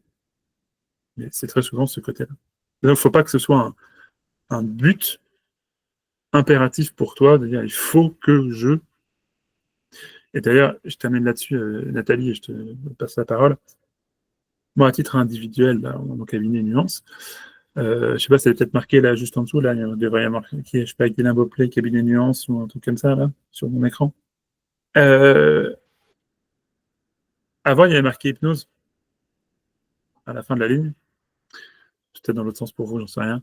Je l'ai plus marqué. Et depuis que je l'affiche plus, j'utilise tout autant la technique d'hypnose, mais j'ai vachement moins cette problématique de... qui est en fait une problématique individuelle. J'ai vachement moins cette pression-là, je me sens plus libre, et j'ai l'impression de faire un meilleur travail, tout simplement. Nathalie? Oui, par rapport à ce que tu expliquais, j'ai une petite anecdote qui peut peut-être aider des fois les autres. Un jour, je veux voir un client, il voulait faire de l'hypnose parce que il voulait absolument faire l'hypnose parce que il avait subi sais, car braking, là, je sais pas quoi, enfin bref, tu sais, ils lui ont braqué la voiture et ils l'ont fracassé. Et donc, le monsieur, je vais le voir, parce que j'allais chez lui parce qu'il ne pouvait pas se déplacer. Et donc, on commence à travailler et tout. Je travaille un petit peu. Bref, pareil, je galère un peu pour le mettre en hypnose, mais je me prends pas trop la tête. Et le monsieur, pour l'anecdote, il se retrouve sur un bateau, sur un lac, avec la partie de lui qui est en colère, la partie de lui qui veut s'en sortir et lui au milieu. Donc, il s'ensuit un dialogue entre ces trois parties, ça discute, ça trouve un moyen. Celui qui est en colère dit ce qu'il a à dire. Bon, bref. À la fin de la séance, le monsieur, je lui dis comment ça va, il me dit ça va. Et là, il me dit, mais je ne suis pas partie en hypnose. Je lui dis, écoutez, à partir du moment où vous vous êtes retrouvé quand même sur un bateau à discuter avec votre partie qui est en colère et votre partie qui ne veut pas être en colère et puis vous-même, je pense que vous étiez quand même parti quelque part. Et là, donc, le monsieur, il a eu un temps il s'est arrêté un moment, il m'a regardé, il me dit, ah ben oui. Je lui dis, mais pour vous, c'était quoi l'hypnose? Il me dit, faire le canard. Écoutez, non, moi je ne vais pas voir mes clients pour leur faire la poule ou le canard.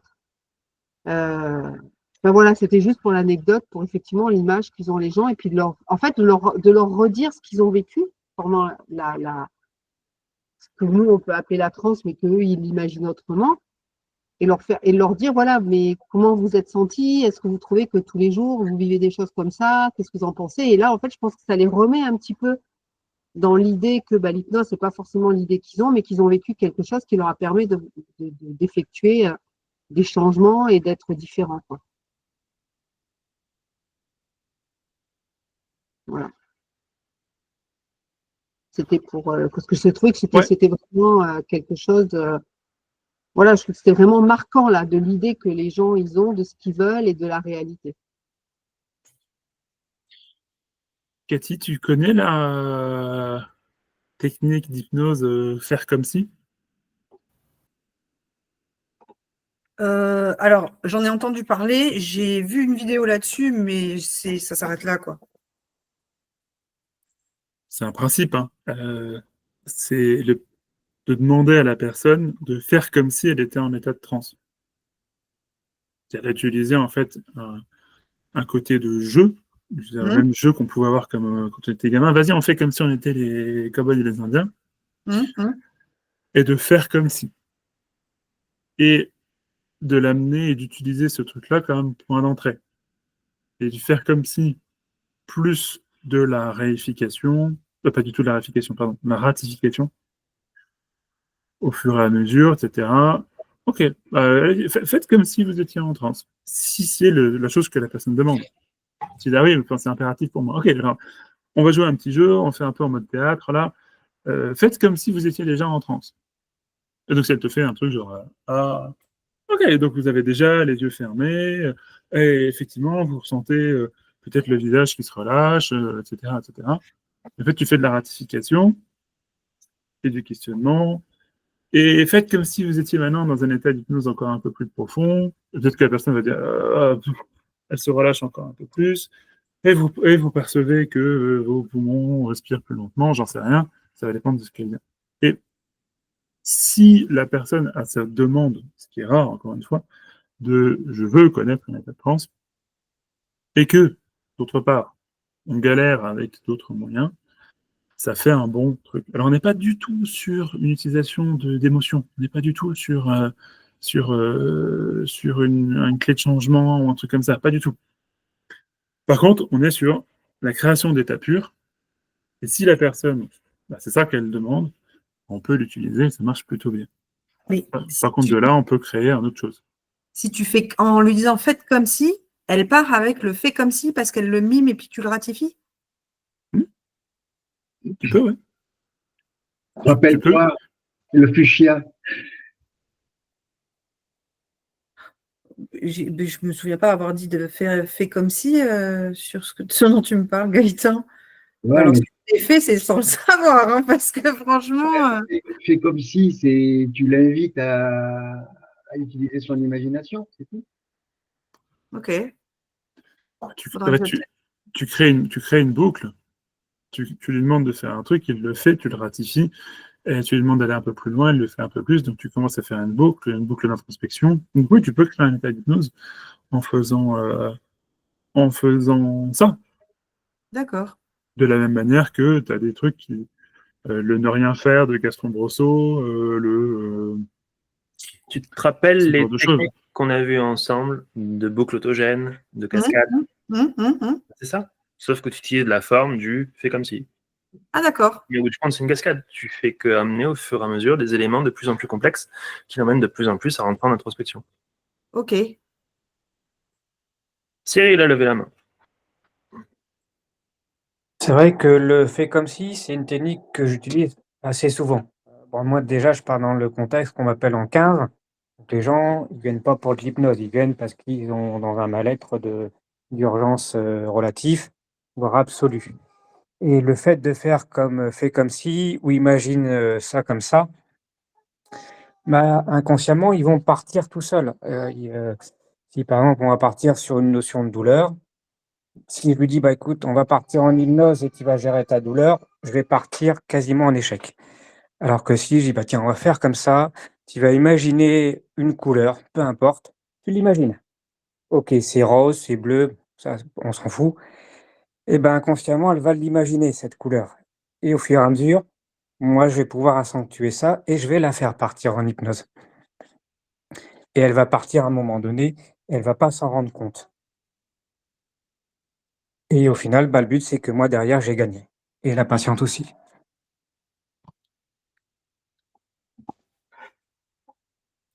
Voilà, voilà. Après, ça c'est des petits outils, vraiment des petits outils techniques. On n'est pas du tout sur. Ça répond pas à la. Tu peux très bien faire. Je reprends ton histoire. J'arrive pas à générer une transe chez cette dame-là. Du coup, je me mets l'objectif de générer une transe chez cette dame. Je fais comme si je génère une transe et j'observe qu'il n'y a aucun changement après.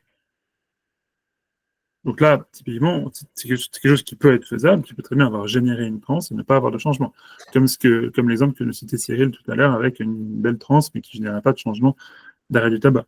Donc, attention, il y a souvent un double ensemble, un double objectif, celui de faire évoluer les gens d'une part, celui de générer une transe d'autre part. Et donc, il faut bien que les deux soient coordonnés. Ne sois pas contente d'avoir un bel état hypnotique, sois contente d'avoir des patients qui changent alors que tu t'attendais à ce que ce ne soit pas le cas. C'est plus ça. Oui, je préfère. Franchement, je préfère avoir raté ma transe que d'avoir de faire un flop, quoi. Enfin, qu'il ne se passe rien et qu'elle ressente. Ça. Et globalement, ton patient aussi préfère que tu fasses un flop sur l'hypnose, mais qu'il voit des changements. Ah, je crois aussi. Après, ça arrive d'avoir des gens qui disent ah, ouais, mais il n'y a pas d'état de transe. Okay. Soit tu mentionnes des choses comme le disait Nathalie, vous êtes sûr que vous n'avez pas eu d'état de transe, etc. Soit, mais qui peut des fois paraître pour un peu injustificatif. Quand c'est fait a posteriori, ça peut sortir, ça peut des fois ressembler un peu à Chorley-Ram. Mais si, regardez, hein. Ça peut être très bien aussi, hein, ça dépend comment c'est dosé. Soit tu t'amuses à faire un côté, tiens, on fait un autre objectif. Toi, tu utilises, ah bon, mais à votre avis, en quoi cette tendance très utile pour vous, pourquoi c'est important pour vous, etc. Bref, tu repars dans un Y7 à la Chamonix. Bref. Mais, euh, mais on doit avoir l'objectif, comme le disait finalement Cyril, euh, de chercher l'efficacité, de chercher, tu disais, j'ai une obligation de résultat, pas de moyens. Alors, attention à cette phrase-là, hein, ça veut tout et rien dire. Non, bien sûr qu'on a l'obligation de moyens et pas de résultats. Enfin, est-ce qu'on est obligé de choisir, en fait? On a une obligation de mettre le max de moyens pour avoir le max de résultats. Et voilà, on peut faire les deux. Cette phrase-là ne doit pas être un moyen de se dédouaner ni de l'un ni de l'autre. Ça ne doit pas être un moyen de dire, ouais, en fait, je suis un super hypno, je ne sais pas générer une transe, mais j'aide les gens. Bah, dommage, peut-être travailler sur les moyens. À l'inverse, je suis un super hypno, je sais faire des super transes, mais mes patients n'ont aucune évolution. Bof, peut-être travailler sur les résultats. Cyril a levé la main. Dernière intervention, après on clôture. Bien sûr, hein, quand je dis que j'ai un moyen de résultat et pas l'outil, bien sûr que c'est relatif, hein, mais pourquoi utiliser l'hypnose et pas un autre outil si j'ai à ma disposition d'autres outils? Évidemment. C'est comme. Ouais. Et de chercher vraiment la synergie. Plus on Voilà. peut avoir un effet synergique, le mieux ce sera. Et donc, toi, Voilà. en tant que Si, soignant voilà, en si je peux 15, utiliser l'hypnose, j'utiliserai l'hypnose. Si à l'époque en cabinet, je peux utiliser la réalité virtuelle, bah, je vais utiliser la réalité virtuelle. Si je peux utiliser d'autres techniques, j'utiliserai d'autres techniques, quoi. Et après, le but, c'est de rechercher ce que veut le patient derrière, quoi. Et de l'aider au mieux, avec les outils que j'ai. et que lui, il a. Et que lui, On tout à oublie fait. trop souvent les outils que lui, il a. Donc, elle est là. On est bien Voilà. d'accord. Philippe, tu voulais lever la main? Là, c'est pour dire au revoir, faut que j'y aille. D'accord. Merci beaucoup. Salut Philippe. Bien, donc en conclusion, encore une sacrée session aujourd'hui où on a parlé énormément, notamment de la posture et du positionnement, encore une fois, et de la définition du rôle que l'on se donne dans notre profession. C'était super intéressant. J'espère que ça vous a plu autant que ça m'a plu à moi. Cathy, est-ce qu'on a répondu à ta question? C'est quand même le plus important. Alors, oui, on a surtout soulevé plein d'autres choses où je me rends compte que des choses qu'il faut que je lâche, n'est-ce pas? Pas du tout. Non, mais clairement. Et puis du coup aussi, comment je vais me positionner. Et puis je me le dis même dans ma com, tu vois, ça va plus loin en fait. Et je trouve ça extraordinaire finalement dans les visios du lab, c'est qu'au final, je vous parle d'une séance et on arrive sur une remise en question de positionnement, de pratique, et puis on va bien plus loin et c'est top, quoi. Donc merci. Ben, c'est tout le but du Lab des praticiens quand je l'ai imaginé et que Guilain m'a rejoint là-dedans, c'est qu'on puisse rendre plus accessible des choses plus complexes dans notre profession et qu'on aille par-delà la simple apport d'une petite technique solutionniste sur t'aurais dû faire comme ça et pas comme ça. Non, l'objectif du lab, c'est vraiment de pouvoir offrir un lieu de réflexion, un lieu de raisonnement pour que chacun puisse se construire dans sa pratique et dans sa professionnalisation telle que lui l'entend déjà, mais en construisant les bons jalons qui puissent nous permettre de travailler sur une éthique commune, sur un positionnement en commun qui soit toujours à l'avantage de la personne qu'on prend en charge. Que ce soit un patient dans un cadre médical ou que ce soit un client dans un cadre d'accompagnement ou de coaching, que chacun, en fonction de son métier, puisse se positionner avec l'utilisation d'outils, avec un S, dont l'un d'eux peut être l'hypnose ou dont on peut trouver plein d'autres, le comportement, l'analyse du comportement, le cumberlandisme dont parlait Cyril la dernière fois et qui était très intéressant à aborder, où on peut voir aussi de quelle manière on pourrait l'aborder en thérapie, de quelle manière chacun d'entre nous a une histoire avec des expériences particulières qui leur a permis de construire quelque chose toujours dans la même optique, aider des personnes qui sont en souffrance et qui correspond à notre cadre éthique et à notre champ d'action. Donc c'est super cool à chaque fois et je suis content à chaque fois que j'entends des trucs comme ça, comme toi Cathy, là, des petits témoignages comme ça qui nous montrent qu'on est quand même sur la bonne voie là-dessus. C'est chouette. Cyril, c'était comment pour toi? C'est la première fois que tu venais sur un live? C'était top. Bon, après, j'ai pas pu tout écouter parce qu'il y avait bébé qui est à côté et qui a du mal à dormir. Mais bon, j'ai entendu l'essentiel et j'ai pu participer. Donc c'était cool. Chouette. Valérie, c'était comment? Premier live aussi. Ouais, non, chouette. C'est dommage parce que j'ai un petit peu bougé, mais j'ai tout écouté. Et vraiment, ouais, j'aime beaucoup la façon dont c'est fait, l'interaction, le partage. Vraiment, ouais. Très bien. J'adhère et je reviendrai. Chouette. T'es la bienvenue. Ouais, vraiment, Tous les derniers mardis merci du mois. beaucoup. Merci beaucoup en tout cas. Ça faisait longtemps que je devais venir et voilà, c'est fait. Très chouette. Gaëtan. Oui, ben, comme d'habitude, ça ouvre des horizons au départ auxquels on ne s'attend pas vraiment. Et alors que ça pouvait démarrer sur plutôt une sensation de pas de raté, mais enfin de choses à moitié accomplies ou quoi, ben on se rend compte que finalement ça débouche. Enfin moi ce que je retiens c'est que ça débouche sur deux choses. Dans le cas concret de Cathy, de cette dame qui est atteinte de cancer, il faut vraiment définir ce qu'elle vient chercher.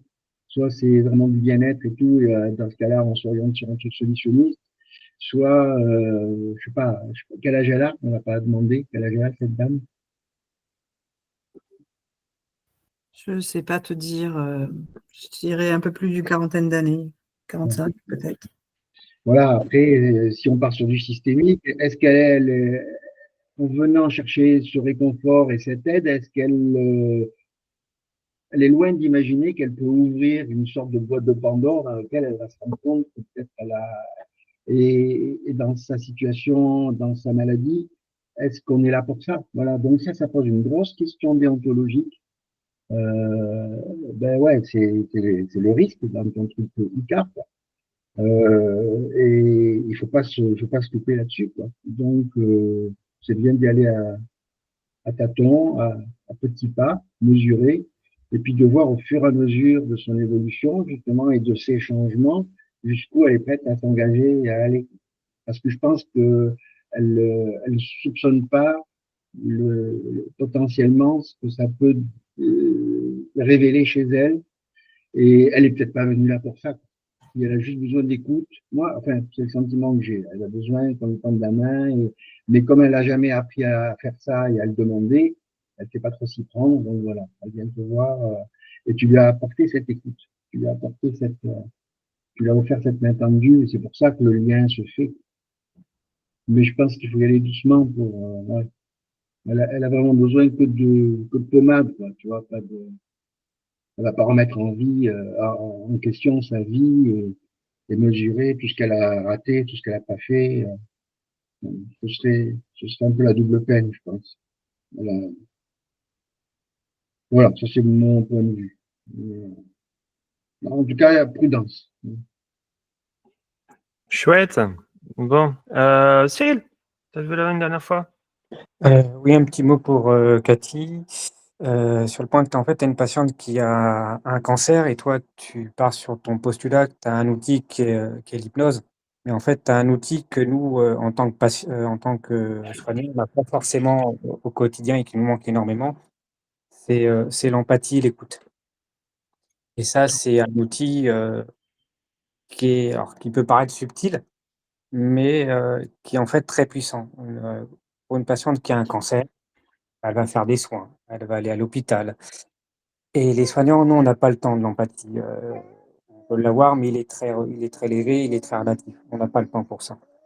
Bah, cet outil-là, côté empathique, bah, cette patiente-là, en fait, peut-être que toi, tu peux l'aider à ce niveau-là, en plus de l'hypnose, tout simplement. Ouais, c'est très bien ce que tu dis, Cyril, et tu as mentionné le temps. Le temps, il est aussi important. Ça prend du temps d'écouter les gens. Merci. Et ça, on a du temps. On a plus de temps qu'un soignant, peut-être.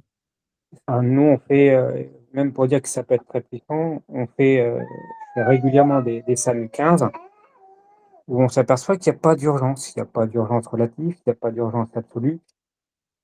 Il y a des gens qui sont malades et qui, en fait, nous appellent parce que c'est le week-end, c'est la nuit, et qui sont tout seuls et qui ont simplement besoin de parler. On fait un rôle de soignant et le fait de parler, de discuter, d'échanger. Mais étonnamment, c'est pas forcément des gens qu'on va emmener à l'hôpital, mais qu'on va rassurer. Et ça, pour ces gens-là, c'est beaucoup. Donc ça fait partie d'un de tes rôles, Cathy. Que nous, on n'aura pas forcément le temps de le faire. Voilà. Bon, c'est bien, 14h10. Je crois qu'on a battu tous les records. Guylain, tu voulais rajouter un petit truc? Non, pas spécialement. C'était chouette. Effectivement, très intéressant comme d'habitude. Voilà, c'était chouette. Sur ce, je vous souhaite une excellente. Très bel après-midi à vous. Et à très vite. Salut. Merci. Bye bye. Bon Après-midi à tous. Bonne journée. Bonne journée.